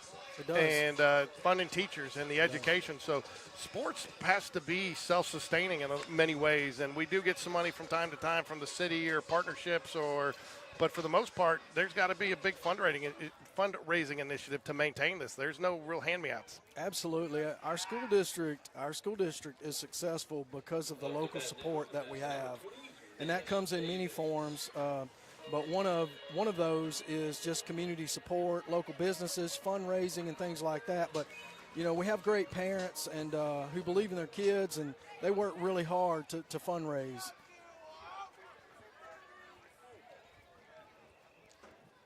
Natch Davis swing and a miss for strike one. Natch Davis followed by Slade Bounds, and then designated hitter Jack Lutenbacher will come up to the plate this inning for the Jaguars, and hopefully a few more. Fouls it off, strike two. What's the biggest challenge you face in administration these days? You know, there's probably a few, but, you know, one of the things that we're focused on is raising student achievement for every single kid in the district. And, you know, we devote 80+% of our budget to personnel. So, you know, hiring great people, nice hit. That's going to get in the gap. That should be two. Is he going to go for it? He is. We're going to have a play, but he's in there. Oh, yeah, nice. You know, and Alan, we talk about that all the time. The difference there was him coming out of the box hard. The first three steps. First three steps, and being 6'5" with those long strides helps, doesn't it? And he's been due for a hit like that a little bit. So you're talking about advancing the education of every student?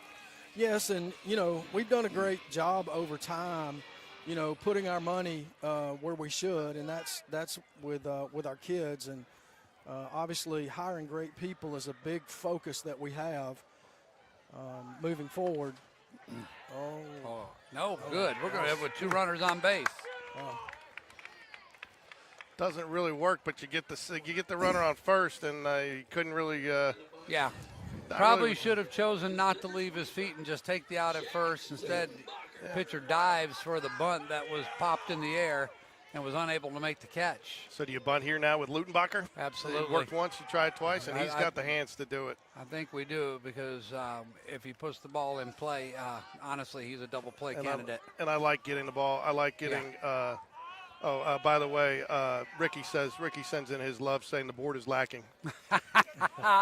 Yeah, and he would know. So. I'm surprised we made it almost 2 innings without hearing from Ricky. I'm impressed. I guess he must have been at dinner. No, you know what? He got guilted. His niece has got senior night tonight. I think she plays for Vestavia. I think they're over here at Spain Park, maybe. They're on campus. We back, are so. swinging away here. No balls, 2 strikes here to Jack Lukenbacher. You know, I would have thought that he would have tried to get the runner over there for the Jack Sellers coming up, because a base hit would mean 2 there. But well, I'd still right now his goal needs to be to pull one to the right side. Yeah. And bust it down the line.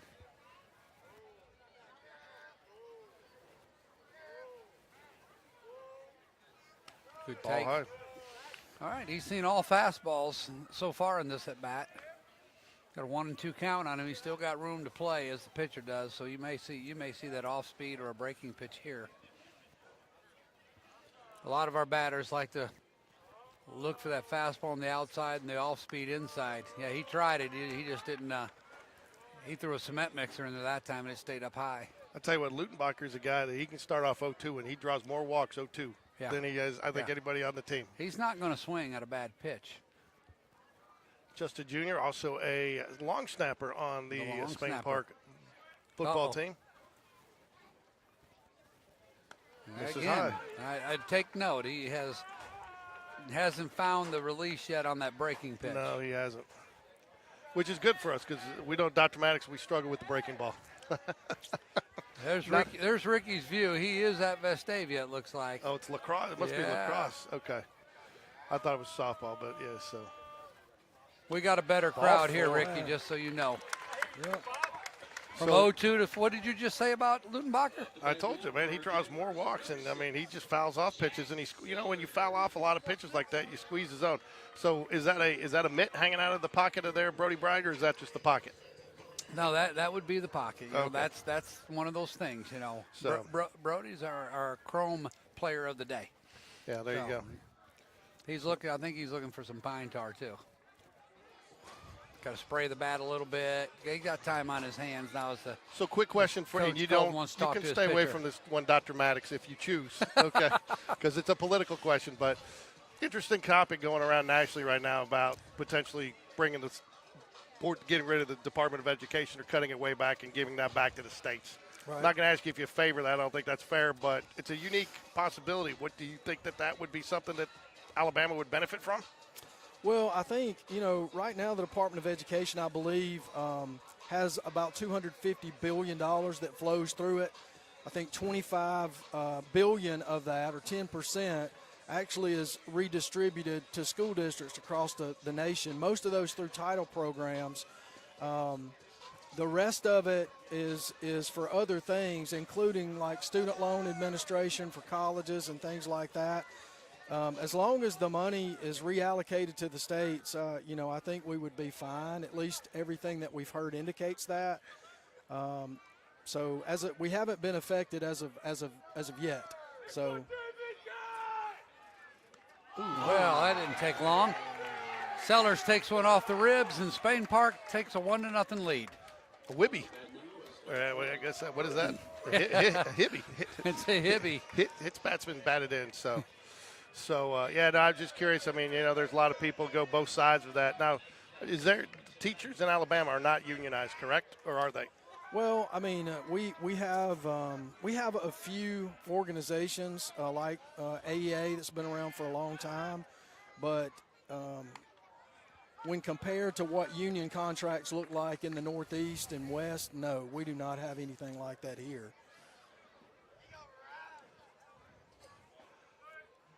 No balls. Fouls it back. 0-2 quickly to Brody Bagg. Nobody out, though, here in the bottom of the second. Oh, shit. Jags lead 1-0 here. Bases are loaded. This has been a problem area, though, Ricky, for the not Ricky. You're not Ricky. You don't look anything like Ricky. Yeah, Ricky Allen. actually has hair. Yeah, this has been a problem area, though, for the Jaguars this year, getting bases loaded and only getting 1 or 2 runs. Yeah. They need to. Yeah, we need to take full advantage of this. With Pelham's ace out there, we can make him throw a lot of pitches this inning. It'd be great. Fouls it back. Brody Bragg lives to fight another day there. Brody bragging rights. Been a nice little surprise coming up from JV. Yeah. In fact, we don't even have a picture of him. He didn't even get varsity pictures. Well, we're going to have to do something about that. Get Iron City out here to get that updated. So, swing and a miss. Gets him down. Goes down in the dirt. So I tell you, I don't know how much you were involved in this, but I love the fact that Spain Park went with the walnut-colored infield. It just looks like no offense to Hoover. I know they chose to go with the more brown. A lot of parks do, but I just like this. It looks a little more traditional to me. Yeah, this field looks fantastic. Yeah, I mean, love it the really pattern. does. It's impressive every time I walk up and see it. So great choice. I can't take credit for being involved in it, but it looks fantastic. Andrew Thornton at the plate here for the Jaguars. Sometimes you'd see, with runners on Andrew, we put in a bunt situation, but bases loaded, I severely doubt it. Call, strike. Reese Rise Up Jones stands on deck here for the Jaguars. Yeah, and see Andrew put the ball in play. He's a tough guy to double up.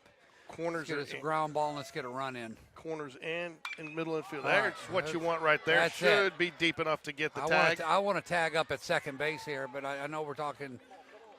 Nice arm out there, though. Yeah. Andrew Thornton gets the ball in play, does his job. The other negative about if you tagged up there and got thrown out, if they make that tag before that runner crosses the plate, that run doesn't count. It is. So no, I think that was a good decision right there. Plus with Reese coming up, you don't want to run yourself out of an inning, even if good, well coached defense there, though. Not even to try to take that throw home, because if he does, maybe you do get the opportunity to advance on the throw there. So. Yeah, I think I would have tagged up and kind of seen what direction that throw went in. Strike one to Reese Jones. Hits the middle of the zone there.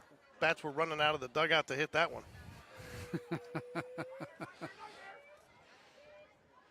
Well, Reese, though, he's looking for something there. He knows what he wants. Yeah, he's looking to put something through that 5-6 hole right here.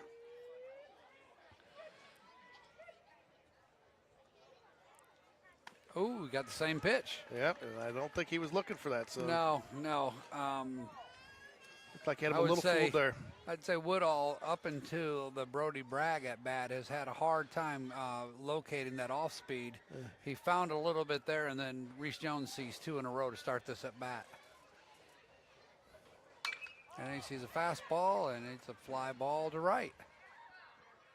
And that retires the sides. Jags strand 2, get 2 as we move to the top of the third, 2-0, Spain Park.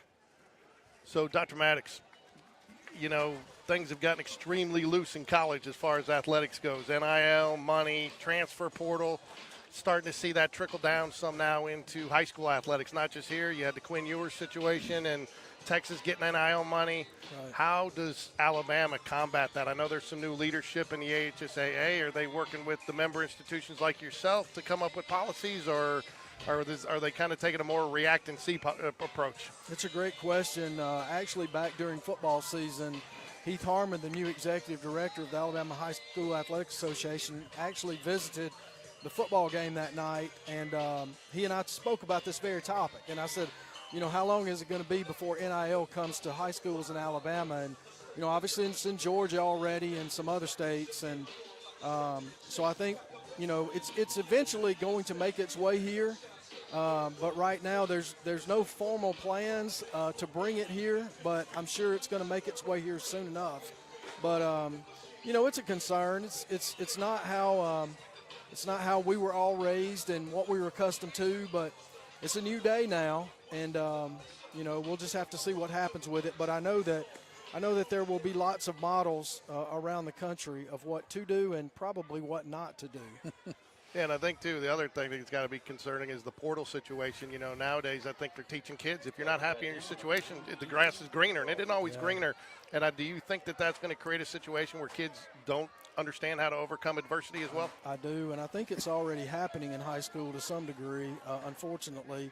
And when kids are just hopping from one school to another, even if money may not be involved, you know, they see greener grass or more opportunities, so they leave their teammates, and it's really concerning. Well, I've always said, too, sometimes if you could get parents out of the sport, you'd be okay, too, because I think right. sometimes it's the parents that are driving that situation in some instances. Right. An older gentleman used to tell me that Little League Baseball was designed to get parents off the streets. Yeah. I tell you what, I love that city in New Jersey that made that rule where if your parent gets ejected from the stands, they can't come back till they've umpired 3 games.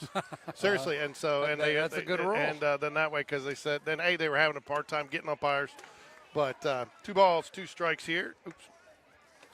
But no, I just unfortunately, you know, it's one, you know, it just always seems to trickle down, you know, and and again, a lot of these kids in high school view themselves almost at college and ready for the next, you know, and it works its way in, you know, and I think, you know, you saw it, and unfortunately there was something put in place years ago because AAU had gotten out of control. Absolutely. You know, and they had to take some steps to get AAU back under control, and I think that's probably a similar model. Probably what you're facing right here is more the AAU. Absolutely. Well, I know there were 4 or 5 top football players in Alabama this past year that went to Georgia for NIL money. And it's tough if you're a kid or your family and you're offered $100,000 to move across state lines to do the same thing you're doing where you are. That's a tough call. Yeah, and I mean, it's, you know, it's not about what you're doing and what I've learned, and my daughter is in rooms with Sarah Ashley Barker down in Alabama, and they're very good friends. And, you know, a lot of it, just talking to her, comes from followers and Instagram and how many people, you know. Yeah. So you see a lot of these kids that, I mean, I saw today a kid transfer from Alabama, hadn't even played a minute. He was redshirted for an injury, but he's got all these followers, and somebody's offering money to come play for him, you know. And, I mean, you know, it's just a tough situation. And, I mean. Oh, look at this. Good decision there by Nash Davis. I know he gets the second there, but that was going to be a tough play. Yeah. Well, I'm hoping that maybe through the legislature they figure out a way to get NIL under control at the college level, and that model somehow affects how states decide to handle it as well. It would be such a I think it'd be devastating in the state of Alabama because so many districts, their socioeconomic situation and their finances are so different. There'd be a real a handful of haves and a whole bunch of have-nots. Swing and a miss, strike one. Now there is, and and I think it translates into a lot of things. But what about teachers? Trouble finding teachers these days? I understand for a period of time that was a shrinking community of kids coming through that path through college.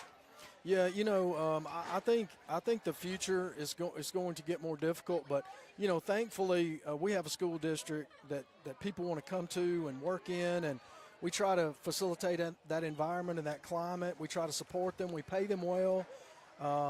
We collaborate. We help them develop professionally, and so we're very fortunate in that regard. So probably special education is the only area where there's really a small pool statewide, and thankfully our board last year agreed to incentivize our special educators by giving them an additional incentive bonus to work in that area, and so we're very fortunate right now to have a full staff. Fair. It's going to be a tough play. Nice try. Good. He did about all he could do with that ball, right. Allen. That's I right. mean, there's not much. He played that as well as he could. One out here.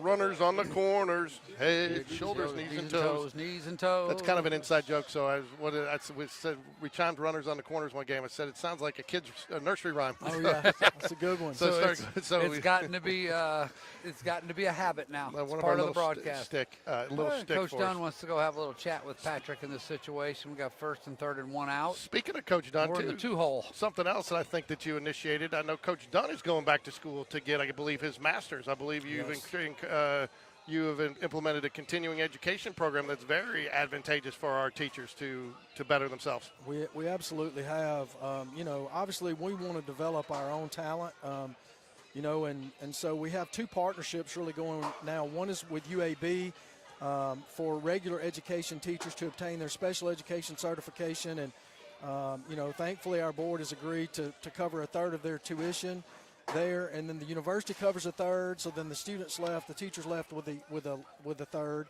which is a great deal. And we also have one with Sanford with administrators that will start in June that we're really excited about. Yeah, we want to raise up our own, and we want to develop our own leadership. Everybody talks about you want to have a bench. We want to have a bench. Absolutely. We want people ready to go. No one will lose some of them to other districts, but that's okay. We'll just keep building our bench. So a guy to brag on somebody while you're here is, and I'm assuming you knew him, and I don't know if you were involved in the decision or not, but were you over at Homewood with Coach Donaldson, Josh Donaldson? Yes, absolutely. I mean, he has been phenomenal since he has gotten here and the things he's done for our students. Yeah, I've known Coach Donaldson for a long time. He was a fantastic coach and just a great all-around guy. He's one of those people that lead by example. And there's nothing that he's not afraid to do or willing to do. And I admire that about him. He's very humble, hardworking, smart, innovative. And I know he's doing a great job here at Spain Park as the AD. And he's doing little things, too, with just figuring out ways to get creative on how to do it. And maybe even if it doesn't cost any money, but using existing resources. I mean, putting up a TV that we had just with the schedule on there so parents can know. Right. And he was and I tell you, got to give Dr. E some credit too. I mean, it would have been easy in making that hire. Several, I know people here, and they could have just stuck with what was comfortable and known. Right. And I wouldn't say she took a chance because she knew what she was getting. But, for those of us there that didn't know him, it was a fly ball right center field. Tracked down by Left center field. Tracked down by Andrew Thornton. He's He gets the ball in. Runner at first retreats, but we do score a run. I think the problem we had here is the runner may have rounded second base, but did not reconnect with the base before returning to first. Yeah, you got to retrace your steps. And I didn't notice that, but I think the Spain Park coaching staff is adamant that they're sure he did not do that. Yeah. Well, that would mean, I think, that this run may not count. That would get because it'd be a double play force out. That's right. Because he's got to retrace his steps. This is a big call. Hey, David. They called it. Does that take the run off the board? No, I know. Does that take the run off the board? Yeah, as we thought so. That is Yep, a devastating mistake by the base runner for Pelham. What happened there was he did not tag. He went on the fly ball. He passed second base, having touched it, and then he returned to first base without having first touched second base on his way back. So therefore, he is out. Yeah. Because And not otherwise only you that, could be just cut across the middle of the infield. That's what that's designed that's to right. prevent. And so now the run comes off the board. So I tell you too, you walk into a nice situation too with football. You were talking earlier. You got a 6A, 7A. You can actually pull for 2 championships. Yeah, in every sport. You know, in a school district like ours, and I know Spain Park initially wasn't happy about dropping to 6A. I understand that, but after Hoover and Spain Park play, it's nice because they can root for one another going down the stretch. And the most difficult thing is I can't be at both games on Friday nights. Which I would love to be. The umpires are letting them keep the run, it looks like. You know, and I tell you too, it's, you know, the difference is, and I was in I wouldn't say a minority, but I didn't look at his drop down, and I consider reclassification just what it is. Right. You know, you're based off, you know, the percentages. You know, Sure. if you have 3,000 students and 10%, that's 300 athletes. If you have 1,000 students and you have 10%, you only have 100 athletes. So, Right. you know, and really it comes down to depth. You know, and I think we saw that some in football, had a couple of key injuries Sure. along the way, and that's what kind of caught up. Now, Hoover, where they've got more players Right. and more students, Yeah. that injury may not hurt them as bad, and I think we're exactly where we need to be. You know, we can be competitive on a given night on a 7A program, but without that depth, you can't be competitive night in and night out. It catches up with you, and then it affects you with injuries as well as the season progresses, which connects to your depth comment. But you're right. I mean, you never really want to be the smallest in any classification. George, we haven't got clarification on this. The run is still on the board. I know the coaches are asking the umpires about that. I don't know if James Thornton hasn't gotten to it yet, or if, in fact, we may have misunderstood the rule. I don't know how they counted that. It should be a force out since he didn't, and I would think it would cancel the run. Anybody out there wants to Google that rule for us real quick, feel free, and you can chat in the answer. Evan Taylor at bat for the Jaguars, 2-1 right now as it stands. If that changes, we will fix it. It's our understanding that run should not have counted. It should count as a force out, but not sure about that. So. Come on, Evan. As of now, they're still counting the run. Well, I'm reaching out to an expert. There's a fly out the left field by Evan Taylor for 1 out here in the bottom of the 3rd.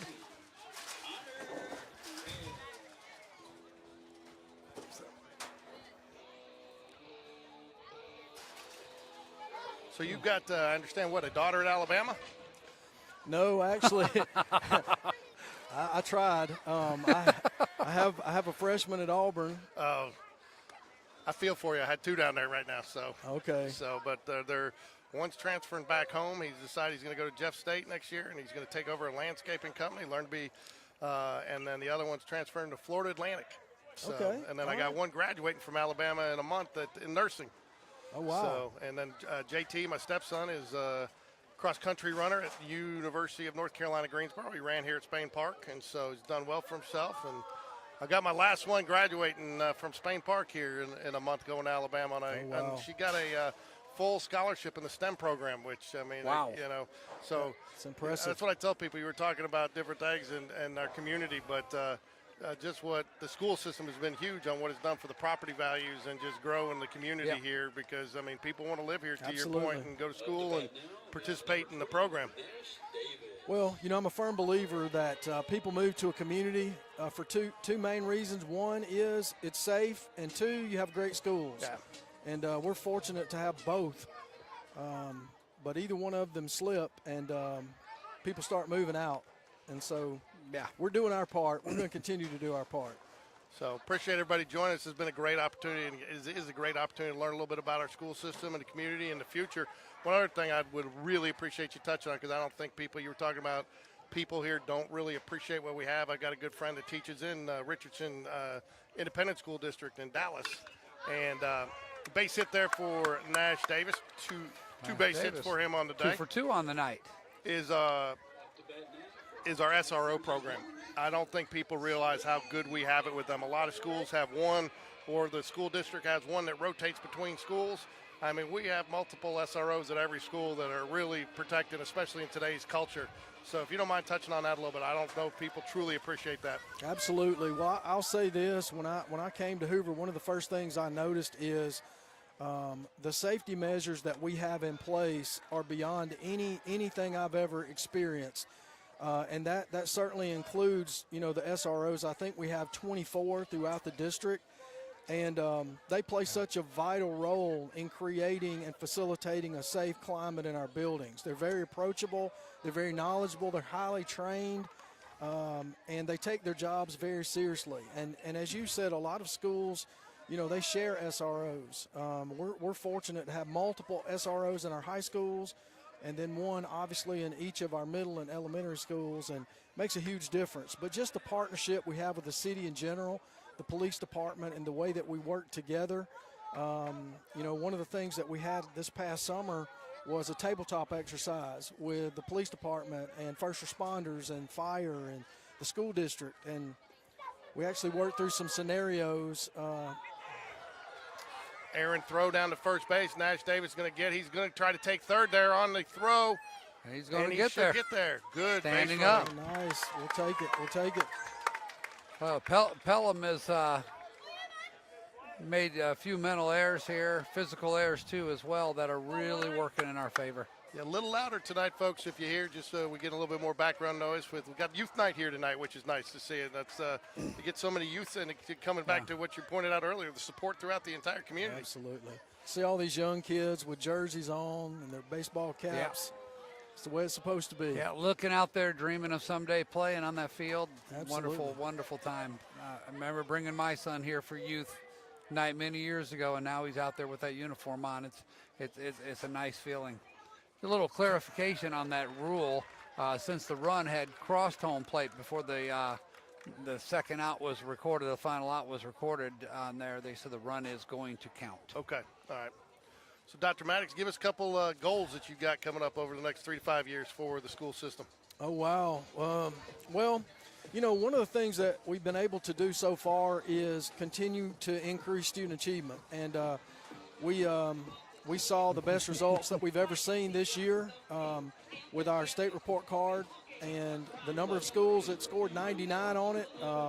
So we're going to continue to work really, really hard to improve student achievement, and that's goal number one. Goal number two, we referenced earlier, and that is to develop our own, to create a bullpen, especially in leadership, which is one thing that we're working on. And then, obviously we want to get better at everything that we do. So we're just trying to find little unique ways to do things a little differently than we've done them in the past, without completely shaking up everything that we do, just to get a little bit better. And sometimes that means trying new things that you haven't tried before and doing things a different way. And we've done that with personnel recently, and so we're just analyzing our processes and things like that to try to make things as efficient and effective as they can possibly be. And I think one thing that's nice about you is, last couple we knew we were getting short-term people in your role. Not to say that you won't end up going somewhere, but I know you're in this for the long haul, and that, we didn't get a 2 or 3 year guy like we did with the last hire. Right. Well, tough play. This is going to be a tough play. It's going to be no play. Full swing bunt. Right. Wow. That's the definition of getting fisted right there. Yes. I'll say this: we hired Dr. Maddox with the view that he was a long-term hire, and that his vision would have the time to develop and play out in the district. And the board is pleased with the direction we're going in and excited about the future. I will tell you something that you may or may not know about Alan that we have learned from calling baseball games with him. He is the neatest pistachio eater you will ever meet. Wow. Okay, that's news to me. He eats one at a time, and he gets everything, even a little husk into the cup, gets the nut nice and clean, and then eats it. And you will see no pistachio remnants. He ate a whole bag of pistachios, and he's got them right here for you. So you're saying Alan is a perfectionist? He is a perfectionist, yes. I'm sure you find that hard to believe. Yeah. Yeah, I like to keep things nice and neat and organized, and keep my world that way and uncluttered. No balls and a strike here. Oh! Trey Hall into pinch run for for Pelham, and we got a hit batsman. So Top now of we got the- runners on first and second. We got nobody out here in the top of the fourth. And the Jags, after getting the gift of the double play on the tag up mistake by Pelham, went 3 up, 3 down, and Pelham now threatening here in the top of the fourth. Yeah, this is a big point in the game right here. Patrick McQueenie needs to bear down on this hitter. Would be nice to turn a double play here. Sitting here at Tolbert, who is the It looks like 1, 2, 3. Tolbert is the number 5 hole, 6 hole hitter.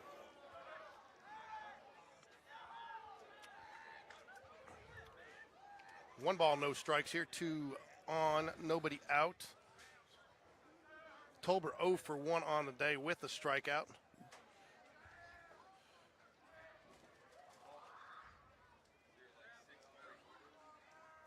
Ooh. I just don't understand that. I don't understand how, and you see it all these days with these kids. They're giving you an out here. Just take it. All Yeah. you got to do is throw to contact, hit Yeah. the bat. Even if you got to take a little off. I mean, there's no point in missing there. He's going to get it. Yep. Surprised they're bunting the 5-hole hitter here, but I'm not. they know it's going to be a close game. Same comment. Well, now at this point, Repeat. Yeah. Now at this point, you're sitting there thinking, I'm going to steal a base here get the benefit because you're getting in the pitcher's head. Yeah. I mean, and you know what I think it is, Al? I think most people start looking at the batter when he squares around the bunt. Yeah. You just got to keep focused Yeah. on that catcher's mitt like you do. Yeah, like that's you right. tell them when they were 8 years old. There was no way he was bunting at that ball, No. even if it was a strike. He was going to put it in the hands of the umpire. Now we got the bases loaded, nobody out in the top of the fourth, and Coach Dunn's going to go have a Coach talk Dunn with his, visit here. with his pitcher. Which one is this one? Which one is this? Is this the what the H are you doing, or is this the come on, man, let's settle down what we getting for dinner later tonight? Yeah, it may be the latter. I think he really wants to talk to them all alone. He sent the catcher back behind home plate, told the infielders to hold their ground. Yeah, he's just giving a little encouragement, telling them to settle down. Yep. This is done at his best right here. Yeah, it is. So Dr. Maddox, you're going to find a better pitching coach. He's especially with the different temperaments of the different kids and how to push them and knowing when to go too far and when to, and give them some little tough love from time to time and give them that, just like Coach V says, you got to give them some love sometimes. Absolutely. Well, and pitching is about confidence, and we're sitting next to the dad of a pitcher, so he understands it more than anyone else. Yeah. And it's a difficult thing to help a kid with when they're out there with the bases loaded. Yeah, this is a tough spot right here. Bases loaded, nobody out. Only 6-hole hitter up in front of Burke.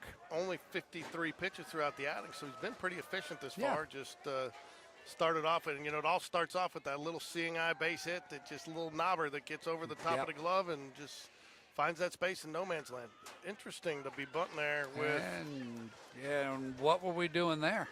That's interesting because the runner on third did not have a good lead nor a good break on that. So I'm not so sure. I think we might have had a missed sign. Bases loaded, nobody out. I don't think you're bunting. Unless, That's this be unless you thought the you caught him epitome of sleeping. small ball, right, George? Yeah, he is. Oh, he is. He gave us that one. You don't have to tag. It's a force out. Nice. You got to be thinking pop up and throw that ball to first right there. Yeah, he didn't. That's what the coaches are yelling at him for. He didn't know the situation. He should have been. He's the force out there. He should have been catching and throwing to first all the way. Double play right there. Yeah, Nash crashed hard, had it easy out at the plate, and just good athletic play for the big man there, too, to go ahead and underhand it and get it in there. A lot of guys will try to throw that on the run and make the errant throw. So. All right, Mason 6 up now, the 7-hole hitter with 1 out. A little better situation. We're at double play depth up the middle.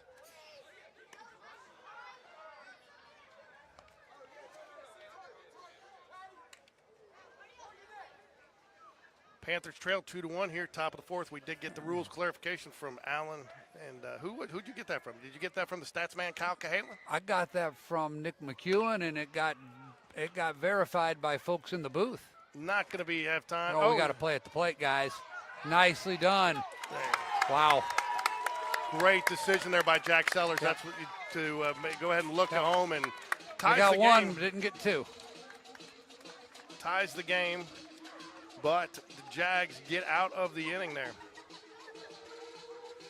So Dr. Maddox, again, no pressure here, but for a while, you mentioned earlier, Spain Park and Hoover are growing. Is there talk of a third high school at any point in time? I know there was some rezoning talk again recently, but is that just talk? Yeah, I would say that's probably just talk at this point. Right now it would, if you could go back in time, it probably makes a whole lot of sense. But at this point, if to build a new high school, like Spain Park, you're looking at $150 to $170 million, and ultimately, then you have a lot of empty space at Hoover High if you were to do that. So it doesn't make sense at this point. It probably did at one point in time, but that's not really something that we're focused on right now. We do have a study being conducted to kind of look at potential growth and how that might impact our facilities and operations, but that is not part of the conversation as we sit here today. Yeah, it's tough, and I mean, to your point, I mean, that's a lot of reason, and it's a lot more complicated. And I think even if you go look at what James Clements and Bob Jones went through, it takes time to establish that too. You're talking, it took Spain Park a good 10, 15 years to really get established with that growth. So it's easier said than done, but I know, and I guess it gave some people some peace of mind when we all figured out those apartments being over there by the Hoover Met are actually retirement community and not, you are going to see a lot of students moving in that way. And those aren't in Hoover City Schools as far as I know. Are they not? Right off 150, I don't think so. You talking about the ones down by the Met or up down on the by the hill? Met. That- Oh, You're down by talking the about Met. the Okay, yeah. Knox Manor. Yeah, okay, I got you. Yeah, George, I've already picked out my place there. Called strike there a little high to Jack Lutenbacher. Bottom of the fourth, 2-2 game here. I like Panthers, to plan Jaguars. early. Yeah, that's just so no, that's good. Line drive right to the first baseman. I didn't even have time to switch the camera. So, Yeah, I see the signs of 55 and older community. And at one time, I thought 55 was old. I do not believe that any longer. No, that's really young. Really young.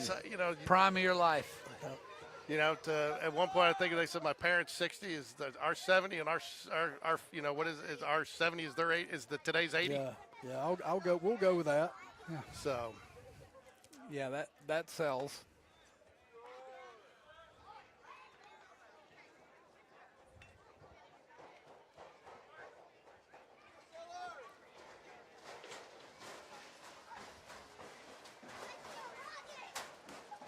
Looking back at that last inning, that play by Sellers at the plate, I don't blame the Pelham coach for sending him there. No. I think that's a great gamble. It had to be a great throw to get his man out, and he made the throw. We made the tag. So. Well, and they're rushing for the double play there. Yeah. You figure he's going. I mean, Yeah, he may be turning and going to first, and then you're gonna steal a run.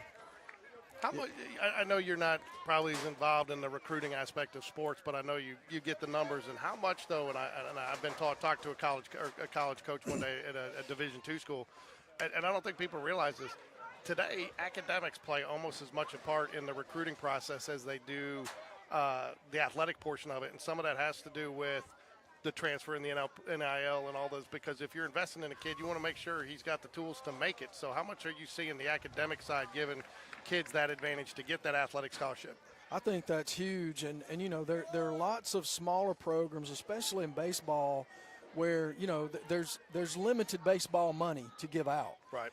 So kids can go and play college ball just strictly off academic scholarships. And I think that especially in baseball, that's a big deal in baseball. Yeah. So I do think it's important. We're very fortunate here. As I said earlier, we have such smart kids, and they receive lots of scholarship opportunities. And sometimes if you have that in your bag, you've got something really special, because not every player out there is going to have that. Where they can commingle, academic money with athletic scholarship money. I'll tell you, it's a tribute to the school system. My two stepkids sons came from Moody. One in 6th grade, one in 7th grade, and it was. And it's going to sound bad to say it, but we were light year. We really had to work hard to get them caught up on the skills that we had here at Spain Park. And my son JT, who's running at at UNCG. I mean, at first, college was a pipe dream for him. Now he's making the dean's list out there, you know, and he's using it on a cross-country and track scholarship and taking advantage of the resources. But really, one of the best things, I mean, he almost says it's easier than it was here at Spain Park because of the way they prepared him. Yeah. The academic rigor makes a huge difference, and I feel like that's something that we have, and we're very fortunate to have it the way we do. But students that leave Hoover City schools and go to college, they have great advantage over lots of other students in terms of their preparation before they arrive. No balls, 2 strikes here. Runner on, Jack Sellers. With 1 out here in the bottom of the 4th. 1 out. Brody Bragg finds himself in an 0-2 hole. would love to get him over to at least second base on a pass ball, wild pitch, or a steal here. Swing and a miss, strike late 3. on that one. Alan, are we looking at some more free baseball tonight? I hope not. Yeah. I want to go ahead and win this and walk out of here in 7 innings with the Jaguar win. But, hey, we'll take free baseball. I got to check my calendar. I don't think I have anywhere else to be tonight, George. Yeah, from what I hear, too, Dr. Maddox, one of the toughest decisions in the last month was the Finley Award, that there were so many qualified candidates.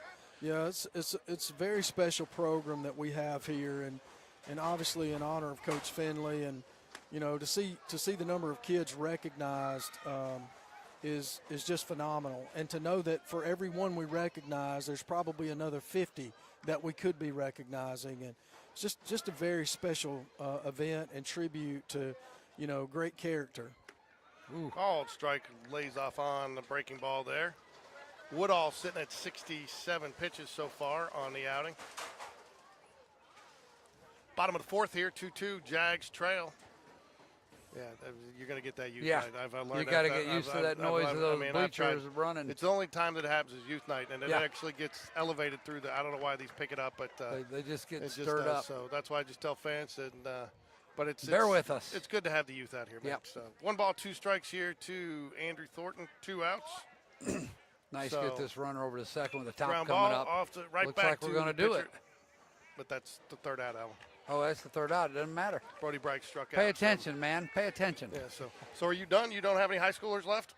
No high schoolers. I'm officially an empty nester at this point, but I've got 13,200 other kids to chase in Hoover City Schools, so I have plenty to keep me busy. Yeah. It's funny you bring that up because I was gonna ask you about that, and that was, you know, it's tough, and I notice it for coaches and stuff, and you really got to have a good personal balance too in what you do because, you know, you got to miss things for your 13,000 kids sometimes for your own family because you have you know, and you got to have a good balance. And was it tough to sometimes be a dad at home? I'll tell you, it was my first year. Last year, it was really difficult, and I'd made a promise to my senior daughter that I would attend every football game that she was cheering, and so that made it really challenging because I would catch half of a Spain Park game and then try to get to her game, and same with Hoover, and so it was a fun year last year trying to keep up with it, but yeah, it's always a delicate balance, you know, and you know our coaches do that. They have to balance time between coaching and watching their own children play. It's just kind of part of what we do, and but you know, kids understand that and they appreciate it, and certainly I enjoy seeing as much as I can. We have more activities in Hoover. I think I could go to something different every day for about 2 months. Yeah. To be the able to invites catch come everything. hard and heavy. Yes, they do. So was she still going to Homewood? Is that where she went to school? She actually went to Oak Mountain. Okay. And you have one in education, your oldest daughter. Yeah, my oldest daughter teaches special education at Fairhope High School, 9th grade. She's in her 2nd year, and she's loving life in Fairhope. She going to follow Dad's path into administration? I'm not sure. She probably has the right personality to do it, but who knows if she'll do that or not. Ball high. Getting at crunch time here, Alan. Yeah. Again, we've gotten into this rut of inefficiency and when the strike throwing. I'll tell you, that was one of the things that impressed me with Charlie Kramer, Cosmo Kramer, the other night. Yeah, very He got efficient. stronger as the game went on. Uh-oh, here comes the Mrs. P. Uh-oh. Oh, thank you very much. I'm telling you, the pistachio cup. She got the pistachio cup here for him, so he can. I came cupless. We'll leave that alone. But no shell left behind. Is Alan's motto. That's my motto in life. So now we understand why he's neat, right? Yeah. Because of her. Yeah. She don't like messes much Swing and a either. miss. Strike 2. I'll show you here if you can see it over here, Dr. Maddox. There's Alan. We all got little characters, and that's Alan there with the bow tie, and his nickname's Mayor Allen. I love it. He's Mayor Allen because he's always working the crowd. He's got his little Spain Park bow tie. I even took time to Swing and a visit miss. the Strike Pelham 3. crowd Goes on my way upstairs. in today. What's that? I visited the Pelham crowd on my way in, let them know they were welcome here. So, they were not allowed to leave with a W, though. Alan, how long's your term on the board? Well, it's a 5-year term. I am about to complete year 4. Can you do? Are you term speaking- limited? Are you term limited? No. Mostly, there are no term limits. It's just kind of an understanding. Nobody really serves more than 2 terms. So I'll make a decision next year as to whether I'm going to reapply to be reappointed by the city council or not. But Is that how they do it? They appoint you? that's right. In fact, they'll be interviewing on April 10th. There's 5 or 6 candidates that have applied to replace President Kermit Kendrick, who rolls off the board at the end of May. He's been on there forever, hasn't he? 8 years. Call Yeah, strike 1 he ball, 1 finished a strike. term for somebody, and then he was reappointed to a full term. So he served a little more than a term and a half. Hopwood, the number 9 hole hitter here for the Panthers. Top of the 5th, tied game 2-2. Kind of Shout out to Doug. He's got his oven mitt ready to go. Yeah. Oh, just misses on the outside corner. 2 balls and a Y'all strike. feel free to join in on the pistachios, but I'm let's sure make sure we collect the shells. I feel like I'd embarrass you, man. I'm not sure that I can eat them with the proper, etiquette that you do. Ball 3. So I was always a sunflower seed guy. Yeah, and, those things are messy. Yeah. So we're not spitting those things on this new turf. No, we have signs up in the dugouts, and for the most part, our guests have accommodated and been very understanding. No sunflower seeds, so they chew tobacco. You know what cracks me up about that dugout over there, and I don't know if it's done by design, Alan, but there's no lights in there. Ours is all nicely lit, and I thought maybe you might get some lights when we did but no lights in there. So I don't know if it's like Alabama painted the visitors' dugout or the visitors' locker room pink. Yeah. I hadn't seen that. It's pretty good. Yeah. Look, it's psychology. Sometimes that's you have to use that to your advantage. Where do you see and I'll let you enjoy the game, but where do you see e-learning going? Do you see it expanding in the future, or do you see it holding? Well, there's virtual learning, which has kind of expanded since COVID, and that's kind of going in different directions. I'm a firm believer that kids need to be around kids, and I'm not really a fan of it. I know in certain situations that might work for certain kids, but kids need to interact with one another. There's a book out called The Anxious Generation that we talked a lot about, and most of our folks have read, and it really highlights the importance of interaction for young people. Being around each other, not being stuck, with their devices in their faces. And so, virtual learning doesn't allow that. So I'm hopeful that trend doesn't continue and that people, move back. And I think they have, for the most part, moving back toward, in-person learning. But technology is great. It's nice to have those tools available. We got the pick.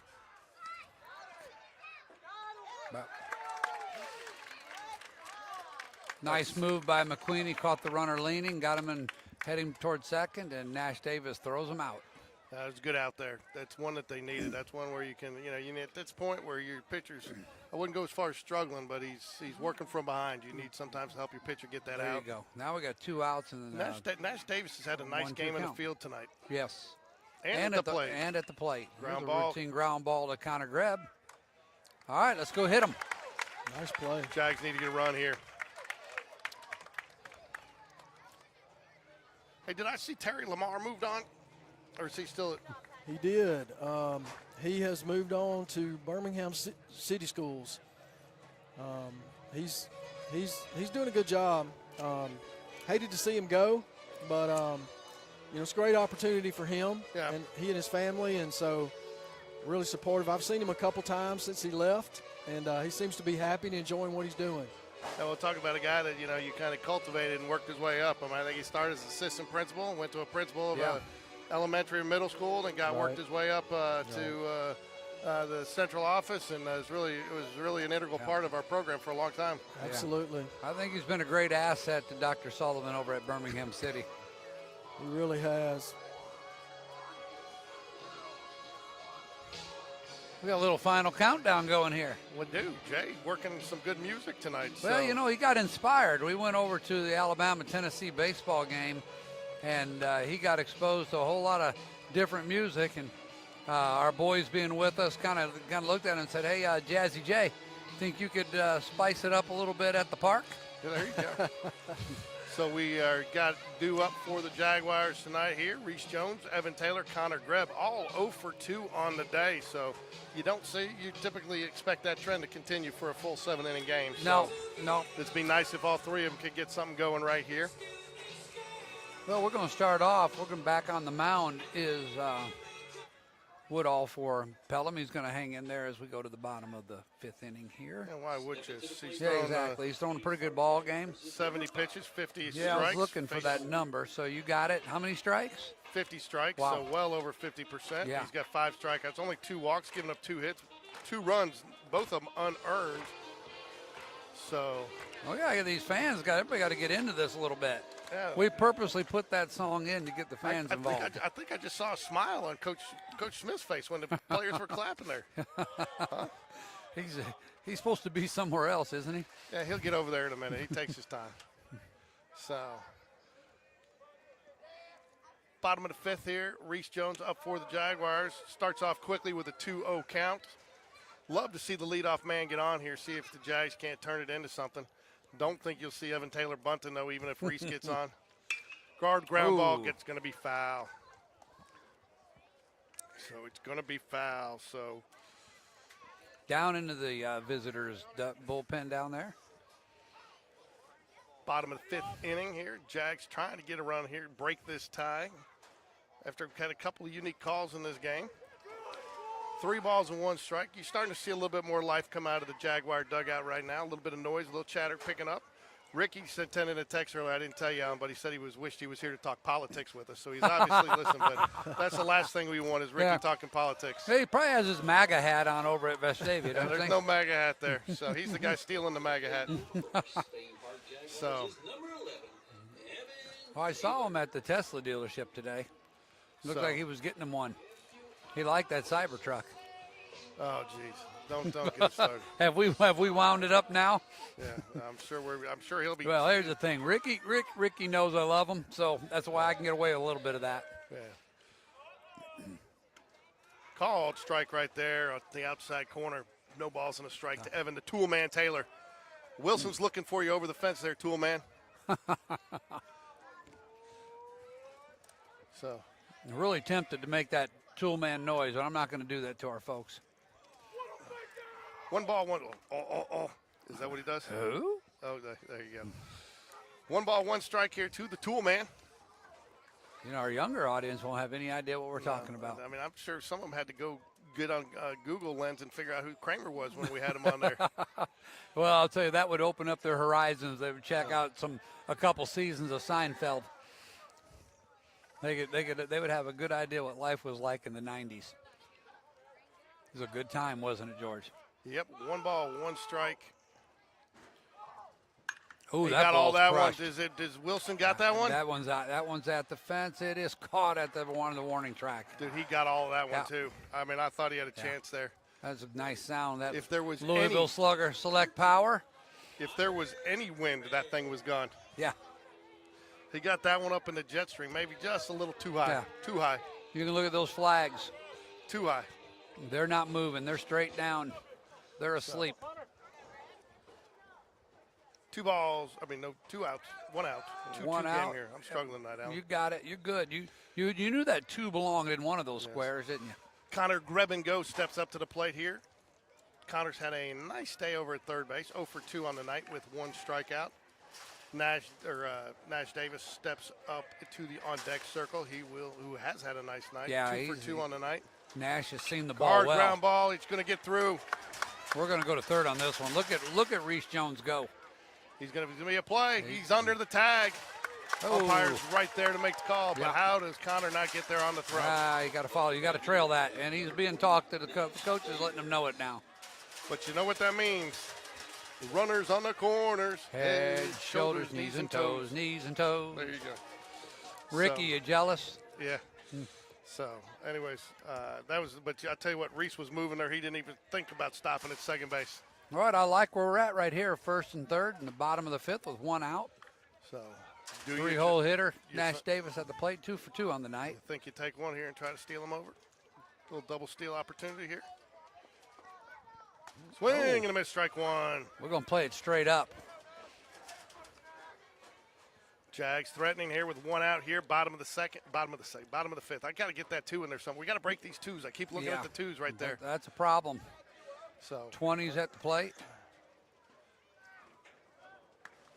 Called strike. I've been struggling a little bit. I got no contacts in. Got to my last pair, Alan. We got checked, got new prescriptions, sent them, tried them, struggled for 3 days with them, finally took them back. They sent me the wrong prescription. Uh-oh. So I got new ones coming in, so. Yeah, you asked my wife about the adventures of me trying to put contacts in one time. Swing and a miss, and the runner goes. No throw. No throw. We'll just call that a sacrifice strikeout. So Slade bounds. However, we got 2 outs. Slade 0 for 2 on the day.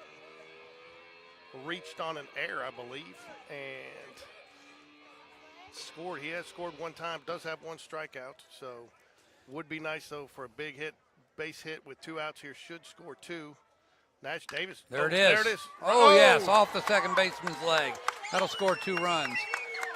Hit the ball hard, good things happen. Very nice. I'm not sure you can score that in there, Ricky. I would score that a hit all day. Yeah, I think that was, we'll see how Game Changer scores it, but that's a tough ball to field. Tough ball to field. Yeah, we're going to find out right now. So no, they're a little behind. Dr. Mattis, we're not going to get you in trouble with the Hoover folks over here calling a game with us, are you? We'll see. We'll see how that goes. Probably. Are you going to make me go do a game over there so we can call one for them? Actually, I will tell you, we did that last year. Obviously we had kids here at Spain Park, but we had a game. We were playing a tournament over there, and they were playing right after us. We stuck around and called a game. We try to be fair to all students, and I can't tell you that I'm going to get up and go, when I didn't have any kids at the time, but, and that's kind of how this started was, and you were talking about COVID, that's kind of how we got started doing this was when parents and grandparents couldn't get out here to see kids, and it was some stuff with some of the Coach Latch and Coach Chase when they were with basketball. We're trying to, and we've been fortunate. We've had some opportunities to raise some additional, the programs. If they can raise some additional dollars and sponsorships, they give us the logo, and we'll mention them during the game and stuff like that. And just a way to kind of reach out to the community a little bit more. And we've had a few sponsors come on and talk about their product and call an inning with us or something. So it's just a way to reach out to the community. So. Well, so parent, you guys are doing a good job, and I just really appreciate you allowing me to participate. Yeah, I'm glad to have you here. Well, and Slade Bounds gets caught stealing. He's not happy with the call. No, but that Jags do get 2, strand big 1. Runs, take big runs. 2, and that was a big hit there. McQueenie hustling out of that dugout. Yeah, he wants the ball. That's what you love to see. Absolutely. He wants the ball. So From our is there view, any more continuing education in your future, or have you gone as far as you can go? Well, probably from a degree standpoint I have, but, every day is a learning opportunity. And, times change. We have to make adjustments as well. So always trying to learn and grow, learn something new. I think that's one thing that we have to do as leaders to continue to get better at what we do.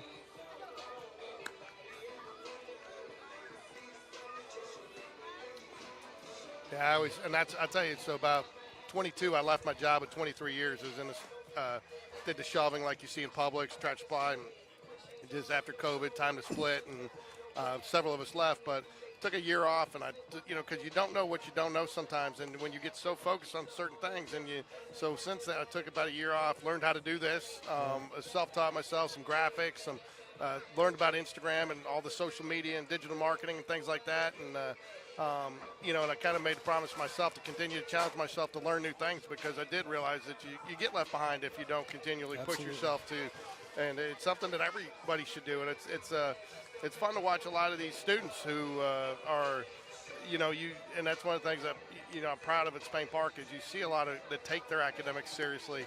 I don't hear kids like I used to these days that, I'm sure you have some that don't want to go to school. They feel enriched by the entire experience, whether it's academics, athletics, extracurriculars, the total package, I think one of the things COVID did for all of us is reinforce the importance of relationships and being around other people, and certainly that was a difficult time. I think we all will look back on that one day and scratch our heads and wonder why, but glad that things are back to normal again. Yeah, nothing like joining the school board in the middle of COVID. Yeah, and one of your biggest meetings was voting whether or not to have masks, and half the people that voted to have them didn't have them on. Yeah, yeah, that was not a lot of fun. I'm glad those days are behind us. We learned a lot from it. I think if we get back in that situation again, we'll handle it quite differently. Again, that's another reason why 2 terms on the school board I think is important. You need some continuity over a 10-year period with that experience, having gone through some things, because whether you like it or not, good and bad things are going to happen every school year. Yes. Oh, they are. And, you got fortunate situations, unfortunate situations, and it's all how you deal with them, right? That's it. What do you learn from it? Swing and a miss. Shout out to Nancy Simon giving us a Let's Go Jaguars with the GEAUX from Cajun Country down there in Baton they've Rouge. Joined us. Part of the New York Times bestsellers family. Mama and Aunt Nancy down there. So I want to give them a shout out. They're screaming and yelling in Baton Rouge. They are some of our most loyal fans. So 2-2 pitch. Oh, base hit. No, right fly field. ball, and Brody's going to get there. He got made there the just catch. out of the camera range, but he makes the out. Nice. Yeah, I thought that was tailing a little bit more. Speaking of shout-outs, I'll give a shout-out to my mother and father-in-law in Loxley, Alabama, Jerry and Teresa Rada. I have tuned into this game, as they do all of them. They're very appreciative of your work, George. Oh, thank you. So, you got a shout-out for anybody, Dr. Maddox? Your daughter down in Auburn watching? Probably not. Probably not. She's probably online shopping right now, would be my guess. Yeah, we got to push out this code to everybody, this site, so we can get more viewership during the future games. We have 3 more area games left this season, and then hopefully some playoff time for the Jags. Swing and a miss. Yeah, well, you got to feel good. If you win this one, you got to feel good you're going to advance out. Yeah. So we will be covering Thursday night's game over at Pelham High School. Pelham High School. Yep. I tell you, that's another thing too. Patting ourselves on the back a little bit. Dr. Maddox has been nice. You got guys like Patrick Bev and some of these coaches who can't be, or that, like, he's coaching a freshman game. He can go back and watch his son play a JV game, and so that's kind of something that gives us a little bit of a reward for doing what we do, because it makes it feel good. Because like you said, a lot of the guys have to miss those. Right. So you can go back and watch it on replay, or they can kind of catch live what we're doing, and so that's what makes it. And I tell you, we get almost as many views after the game as we do. The kids go back and watch it, and and we've actually, it's been fun. We've actually taught a few kids and had some kids do this, and to pick up the skill. Of course, Dr. E makes sure I'm always on the air when she's got a kid on here. Oh, I'm sure. Look, when she gives orders, we all stand at attention. That's the way it works. Yeah. She's been very supportive of us and what we do, and very accommodating, and we appreciate what she's done. In fact, we streamed graduation last year. Had a ton of people, parents and grandparents. We had a 100-year-old grandfather. Jack Sellers makes the play, gets the out. Had a 100-year-old grandfather call us in tears about he couldn't have watched his granddaughter graduate if we hadn't streamed for him. So that kind of made it all worth it. That is phenomenal.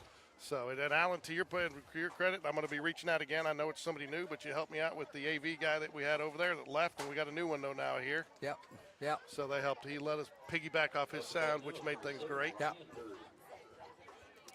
Top 6 here. 2 outs, 4-2 Jags lead. Hurd is the batter.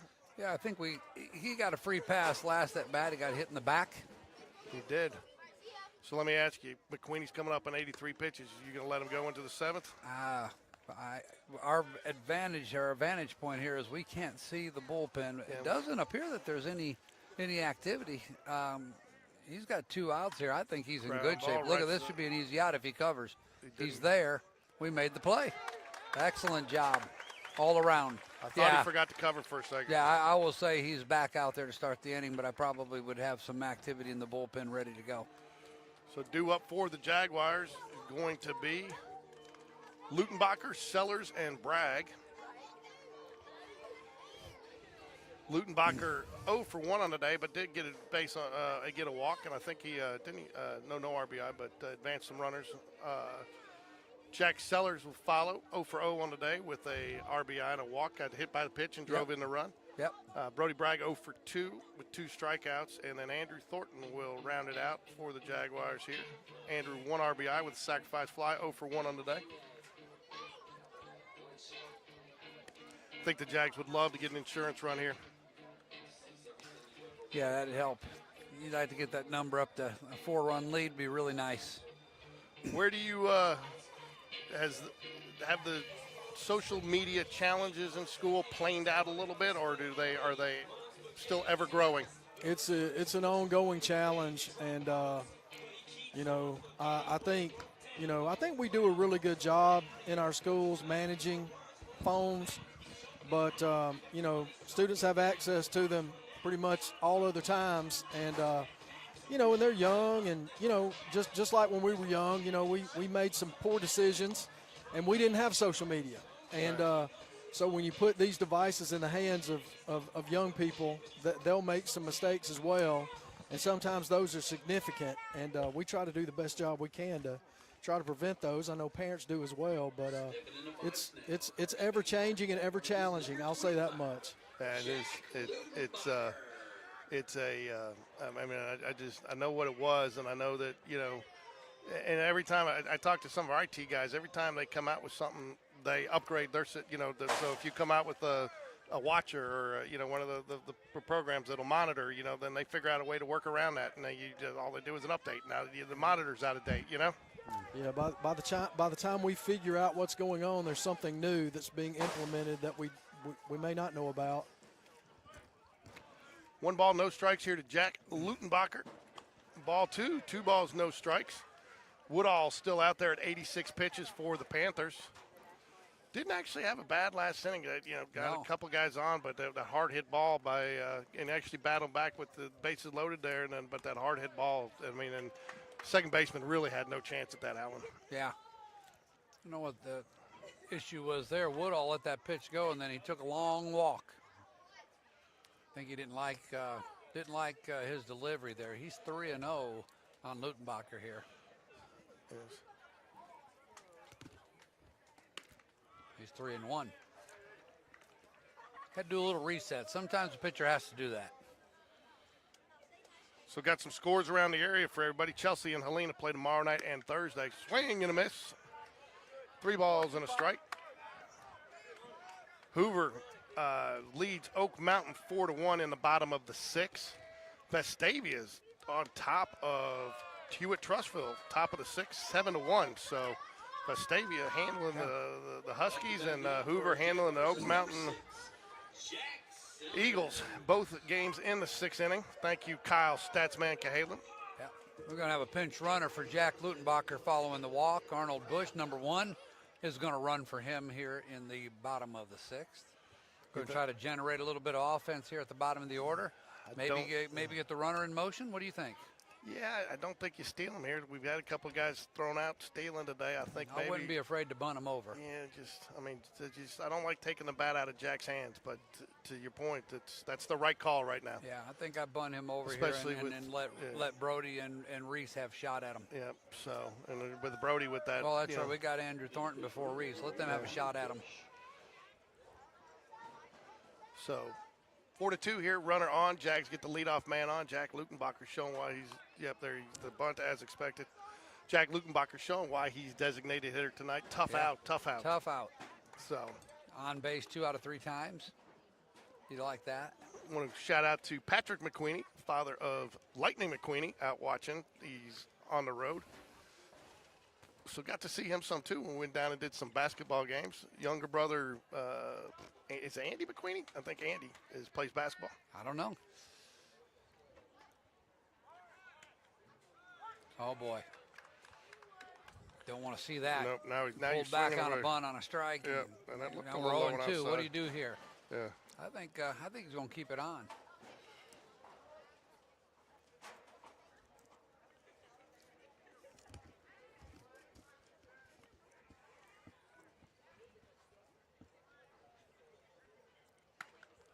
Yeah, it's going to be strike 3 as he swings through that pitch.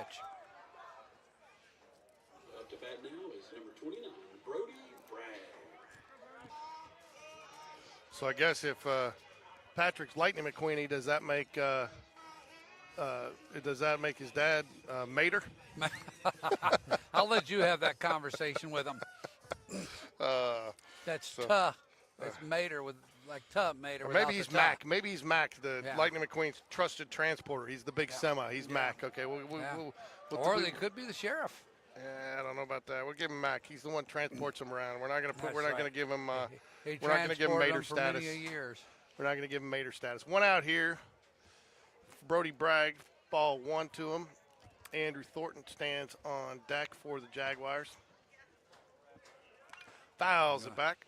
Well, I've said it before. 29 does not get cheated when he decides to swing. No, he does not. He does not. I'll tell you the other thing that's been nice too. I can't speak for other schools, but just as Spain Park is the way our coaches support other sports. You know, we get a lot of conversations and people either watch what we're doing or you see a lot of coaches out at other sporting events and really support each other. I think it's a nice little fraternity or sorority that we've got here of. Good read in the dirt by Arnold Bush there, and he swipes second base. Coaches supporting coaches, and I think that starts with the leadership. Absolutely. You know, when kids pay attention to things like that, that means a lot when, when you're coaching a sport, you're dedicating so much time during the season, but when you're willing to come support kids in other venues and other sports, it says a lot to kids that you care about them. And ultimately, that's what makes districts like ours so special, because we have people who care about kids.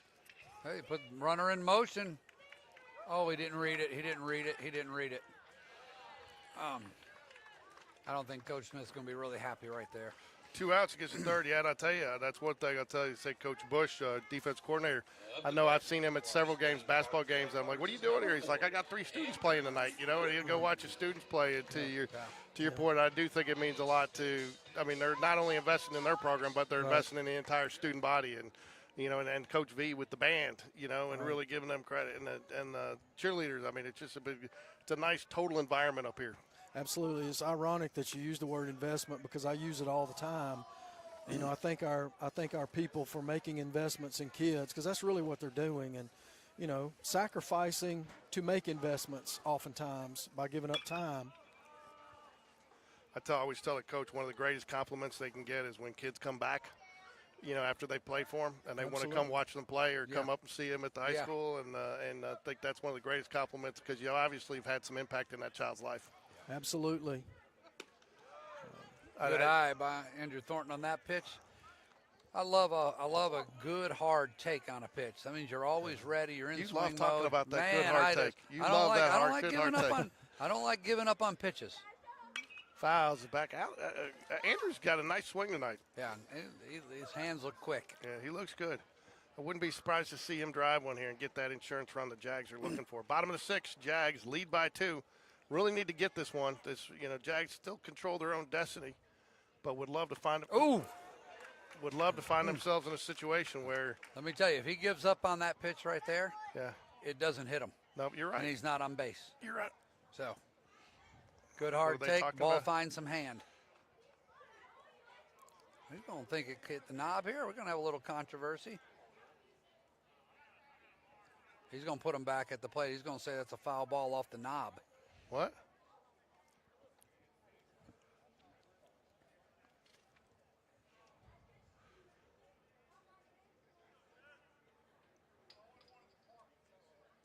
Interesting call. That's going to be the call. They're going to put him back at the plate and call it a foul ball. Yep. You know, the umpire's call there is to distinguish between the sounds. Yeah, that's what he did. Well, I thought that he had on, when he had on the wristband, I thought it hit that, and I think the umpires thought the same thing. It was one of the hard plastic protectors. Yeah. And I think that's what he went down and looked and saw that it wasn't, and then realized that was the sound was the bat. So. I actually think it was the right call. I don't see Will arguing too much. No. Wow. That's one I think the umpire gave him the benefit of the doubt. I brought you back. I think the umpire gave him the benefit of the doubt on that one. Tough pitch to take the 2 strikes. Looks in our favor. really good from here. All right. Full count, 2 outs. Pop up. It's going to get. That is going to stay in play, I'm afraid. And that is it. As we move to the top of the 7th, Jags cling to a 4-2 lead. I think you'll see Patrick Lightning McQueenie one more time. Yep. He usually try to runs get out, out here the and close road. Well, wait a No, minute. We're going to go Wait Max a Vincent. minute. All right, 19 Max Vincent coming into pitch. So Woodall reaches 102 pitches on the outing.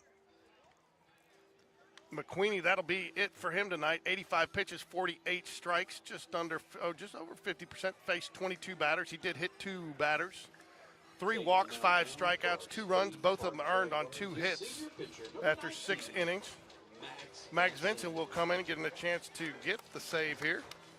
Final from Hoover, starting their area play tonight. Hoover beats Oak Mountain 4-1, so it could be a good night for you there, Dr. Maddox, with victories by both programs. Absolutely. We'll take Congrats to Coach Mosley on that, one of my good friends.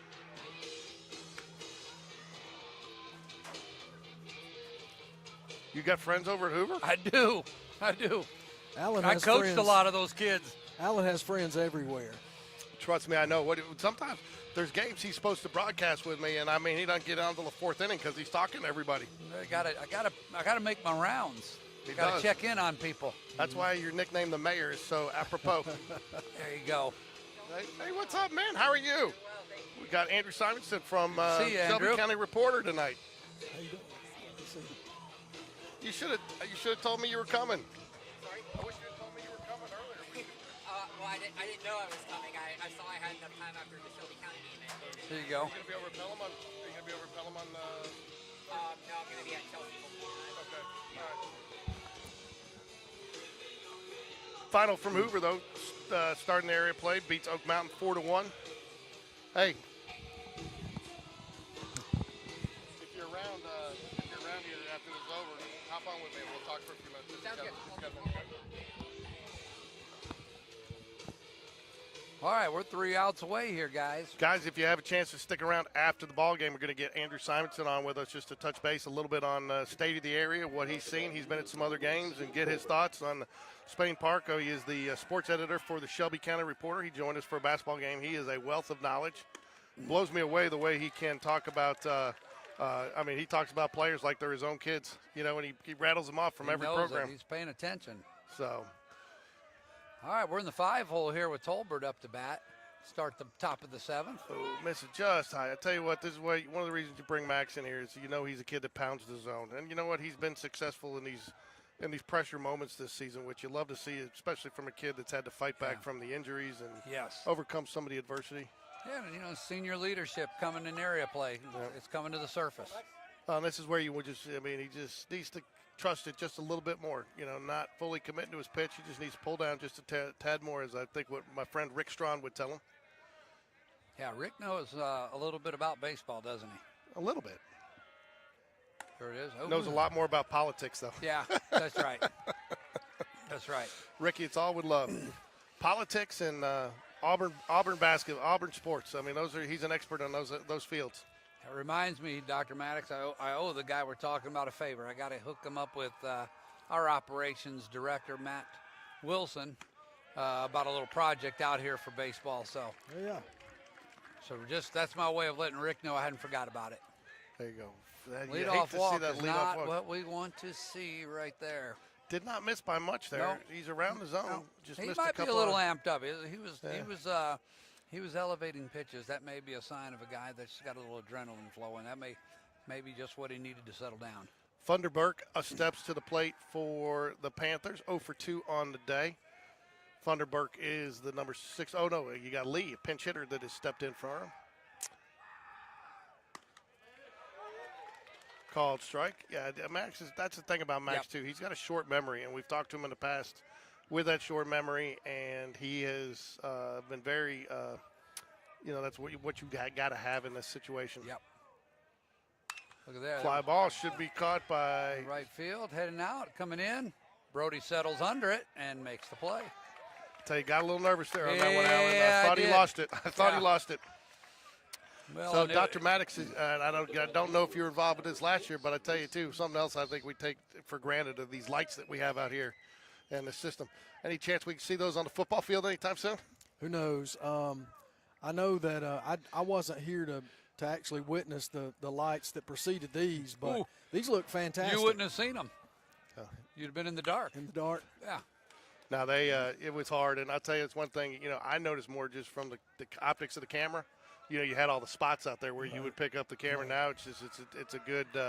So I was just joking about the football. Yes. But it's a major safety issue when you have players out there that can't find the ball. Yeah, or the wall. Right. Ooh, nice pitch. As I said from the first inning, umpire behind home plate is calling the higher strike. He is. One we have not enjoyed all season, really. So 6 is nice up to bat. to see it. 6. He lays that bat flat, doesn't he? Now Where did that miss? Wow. Must have been outside. Must have been. So Coach V is a loyal watcher of Spain Park Jaguar baseball. We always love to have him on. Watching it. Shout out to Coach V. We'll get a little Go chatting Jags. from him, and I know he's got to be getting excited. We're just right around the corner from spring football. I tell you, there's nothing longer than that season when you lose that game in the playoffs and waiting to get started again. Yeah. Well, it beats not having a playoff game. Yeah, no, that's true. Trust me. They got a couple more. Trust me. Oh, yeah, they got we plenty. ran into a buzzsaw. Yeah, well, I mean, that was – There we Fly go. ball. Another fly ball to right field. Brody settles under. And 2 outs. Thought about going All to right, first. I like where we're at now. Jags 1 out away. Panthers down to their last batter potentially here. Ooh, you talking about an economic game time-wise. We're only sitting at an hour and 44 minutes. Yeah, well, I mean, both pitchers been pretty efficient. Max Vincent's come in, did a nice job. I think you're right. I think he was just a little lamped up. Yeah. And like I said, he's a guy. So Coach Smith's going to give a little last-minute defensive instruction over there. Slade Bounds. He doesn't want to give him the line, especially. I tell you what, I'm not sure that they're thrilled with that pickoff play. Coach Dunn doesn't seem to like pickoffs in that situation, and he's probably not going there. Yeah. I think we're good. I'd like to see both of our outfielders maybe another step toward the line, but I think we're okay. They can both make it up with speed. Here we go. Should do it. Nice. Connor. Uh-oh. I tell you what. That's not what we wanted, but we'll take it. And that is your final. Jags are on a 3-game win streak here, and a good night for Dr. Maddox and the Hoover City School System. Hoover wins. Thank you, sir. Thank you, guys. Thank you for joining Appreciate us. the invitation. Anytime that you're around, you want to jump on with us. We love learning more about the school. Really appreciate what you're doing for our students. I mean, you really have brought the community together, and you, in my opinion, bridged some gaps that were on that board when you came on, and that's not easy to do with these passionate fan bases that you have. That's the nicest way I can put that. And we've seen it, and I know we've seen just in your short period of time the commitment that you have to excellence is only going to continue to grow. We're going to keep working. Glad to be here. Great place. If there's anything we can ever do for you, let us know. Go Jags. Thank you Go much. Jags. Go Jags. Final score tonight. A shout out to my good friend Chris Stewart with the Crimson Tide Sports Network. Final score 4-2. Good guys on top. Let's get out of here. There you go. All right. Thanks, Alan. Thanks, Dr. Maddox. Thank you. That was a quick game. That was a very quick game. I hadn't had dinner yet. Well, I sort of did. We'll talk to you in the morning. See you. It's nice. Thank you very much.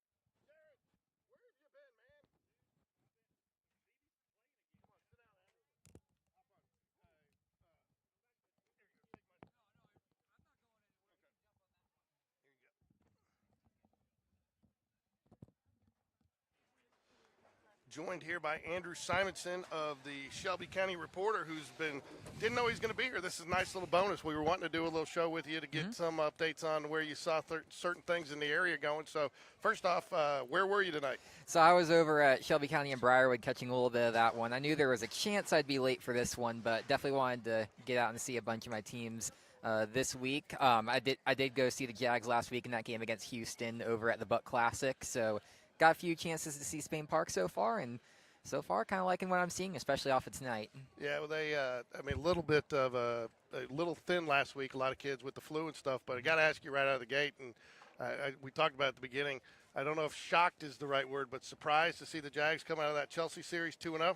I definitely was, but when you look at how closely matched those two teams are, I really do think that those might be the two teams to come out of the area. This is arguably one of the more competitive areas in all of Class 6A, but I really like what I see out of both Spain Park and Chelsea. A lot of good pitching, a lot of good hitting between those two teams, and what you saw is just an absolute war between both those sides. How do you think that Chelsea and Helena match up this week? Obviously, there's going to be a lot of eyes on that game tomorrow night with Spain Park off, and again, that's probably, Chelsea, that game comes out, if you lose that series, you're on the outside looking in. Exactly. Helena's a really interesting team so far. I really, really like their pitching, especially Braden Dockery. He was absolutely masterful last week down at the Buck Classic when I was watching him play against a little out-of-state competition. They got a pretty good, solid group of hitters as well. Garrett Smith leading off with those guys. Just really solid top to bottom.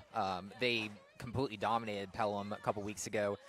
Especially when they were at their place. Granted, got the benefit of some free base runners, especially in that home game against them. That ended up in a run rule. So I think Helena is definitely going to have something to say. I think definitely Spain Park, Chelsea, and Helena are definitely going to be in the mix for that. But after the way you saw Pelham kind of hang in there tonight, who knows? It could be anybody's race in this playoff race. It could, and that's the one thing too. You see both these teams have some good number one pitchers that are going to keep you in it, and so you got to play it. It's got to come down to defense and making some plays, and that was the difference tonight. Absolutely, and big props to the Jags infield today. I was really impressed by the way they were able to pick off some of those runners and help their pitching staff just kind of keep it in control.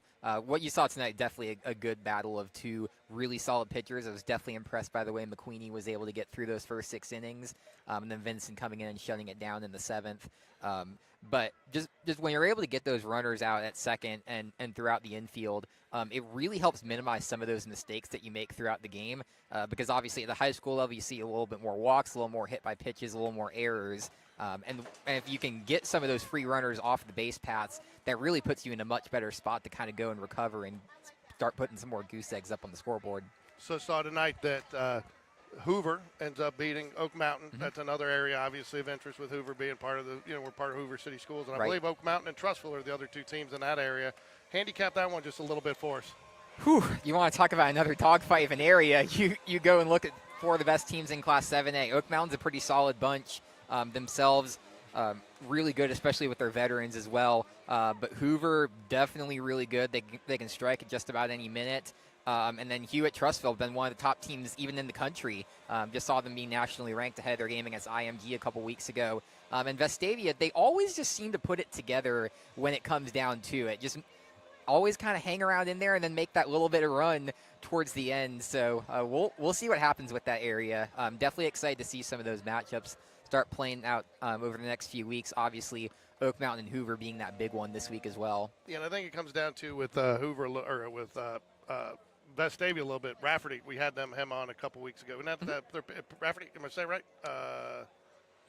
Who was not Rafferty? Anyways, they're pitching over there. They've got solid pitching, and Chase, what's his name? I'll edit this out. Hold on. We played him, and he pull it up real quick. Vestavia Hills. There we go. Mm-hmm. Yeah, Chase Rafferty. Yeah. He is a solid little pitcher, and he seems to get stronger, and he wears a little chip on his shoulder. For sure. I haven't gotten to watch Vestavia Hills yet this year, but he's definitely been really strong for them so far. I've been really impressed by the Rebels. Well, and then I'll tell you, too, you said you haven't got over to watch it, but I'll tell you, I don't know what it is about that park, but they seem to have one of the best home field advantages in high school baseball down there. I don't know if it's because it's down in that hill. So any other notables in the area that you've been out watching? Do you think that some people would have some interest in? I know you said how did Briarwood look tonight? Briarwood looked really good. Shelby County, unfortunately, a lot of errors, just kind of bit them a little bit. Cooper Pennington had a strong start for the Wildcats today. Got a lot of strikeouts in between some of the action over the course of that first 5 innings. But Briarwood, they just know how to make good, solid contact, and they can place the ball about as well as any of them. Really good at working the poles down there, left field and right field. And I really like the way that they're able to capitalize with runners in scoring position.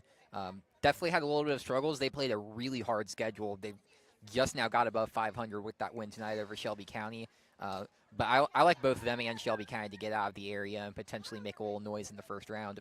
Of the teams you cover, who's kind of surprised you the most to this point? Surprised? It's an interesting question for sure. I think Pelham's been the biggest surprise, honestly. I did not expect them to make this quick of a turnaround with Guy Howard as a coach. And that's a big props to him and a big prop to this group of players. They've got a really strong bunch down there.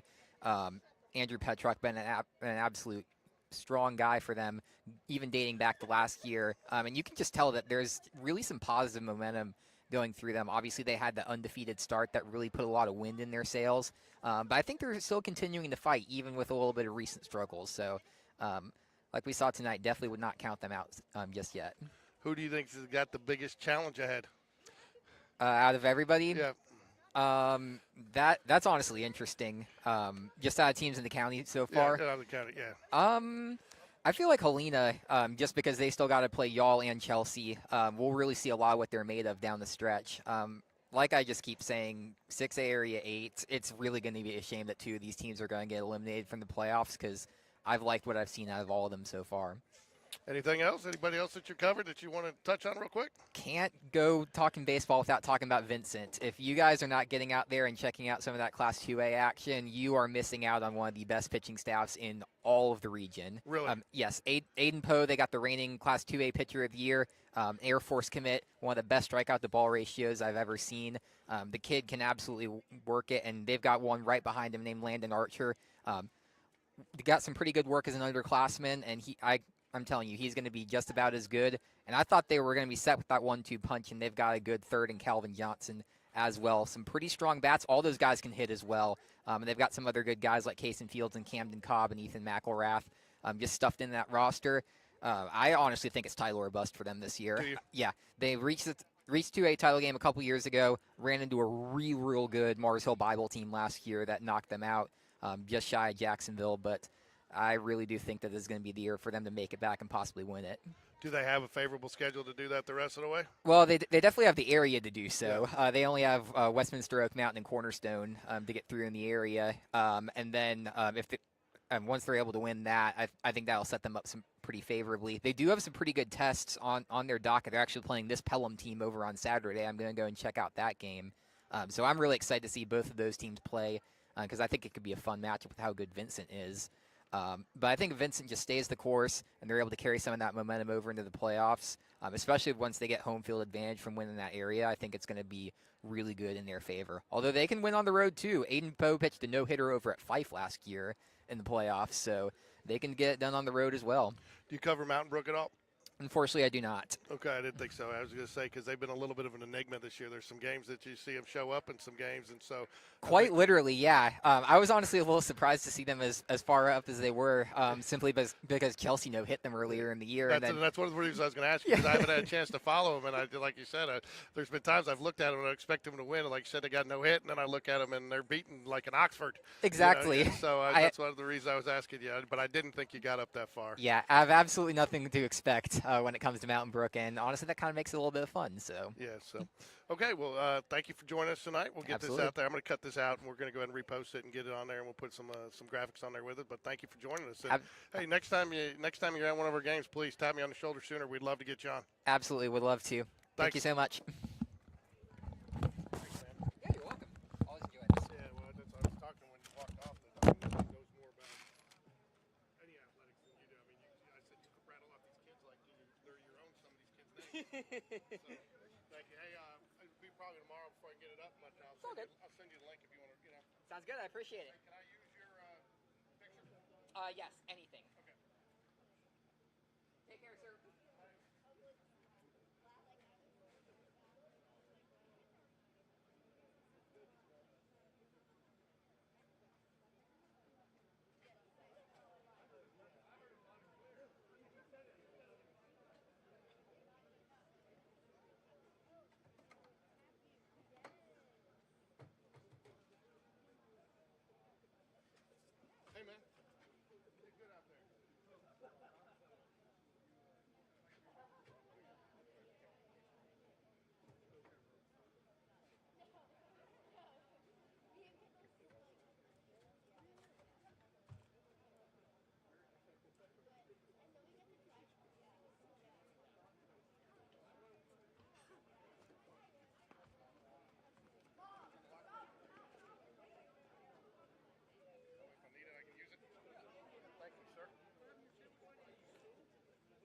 I brought the stool because the chair broke at Chelsea last week, and I forgot to get a new chair when I was in there. Did you have a good spring break?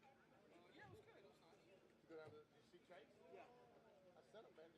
No, we couldn't really hook up at first. We went down. There's some schools. We went down Saturday.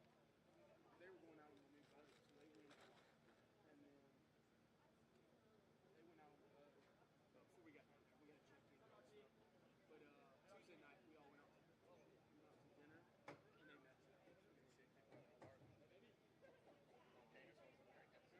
Oh, Key. Big Key. I didn't get wrongly accused. I mean, I'll tell you what, I couldn't believe you were as patient as you were that night. You're just going to go. Fuck no, he's not giving it. I mean, I watched that. I didn't even know. Even the girl made a point, was like, no, that's not good. Now I still got to go. What are we doing here? Innocent until proven guilty around this. Yeah, so you did good tonight. Hey, Thursday should be easy. I know we still got to play. Yeah, we just can't make mistakes. So all you can do is you can't give it. Which you tried to do a couple times tonight. Correct. Hey, I don't. I mean, we got a clarification on that rule, but I had always been taught that still counts as a force out. Is it not right? Huh? No, somebody looked up the rule for us and said because even on the tag up if it crossed. But I thought because you got. No, saying so they were right. They were right. That's right. I honestly didn't know. I thought it counted as a force out, but apparently it didn't. So. I was only hot because this guy out here, he's his call. He's out there, and he's not looking. He doesn't look. So when we appeal, he looks over here to the first base guy. The first base guy goes like just like that, like he just nods his head. So then he goes safe, and that's when I was yelling. I was like, "You can't even do the damn job." What do you think he was nodding? Did you think the guy thought he was nodding that he was safe, and he just misunderstood the cue? Yeah. Or like, yeah, I think he was saying that we were right. I think the guy was. I think the guy was both ways. Saying that we had it right. Yeah, no, you guys, it was definitely right. But no, I thought, but I think if you'd gotten him out at first, I think if you'd gotten him out and coming, the throw beat him to first, I think it counts as a force out. But I think because it was the appeal. Yeah, no, the appeal play counts. And it counts as like a tag play, and so that's why it counted. But yeah, I'd always thought that was actually like, because I thought we actually discussed this at the beginning of the year, because like on that rules test, it says like, right? And I think it came out. Brewer tonight on the kids' night. Couldn't even tell them about it because Evelyn had lacrosse. Where? Out at Homewood. Okay. She's practicing. She's doing girls lacrosse. But Hoover doesn't have enough in her age group, so they combined with Homewood. So she does it over in West Homewood, over in Oxford. Oh, I got you. So she did the. So she had to go. So I couldn't tell Brewer was across. But I couldn't watch him and bring. I couldn't. No, I get it. That's a tall order for you, man.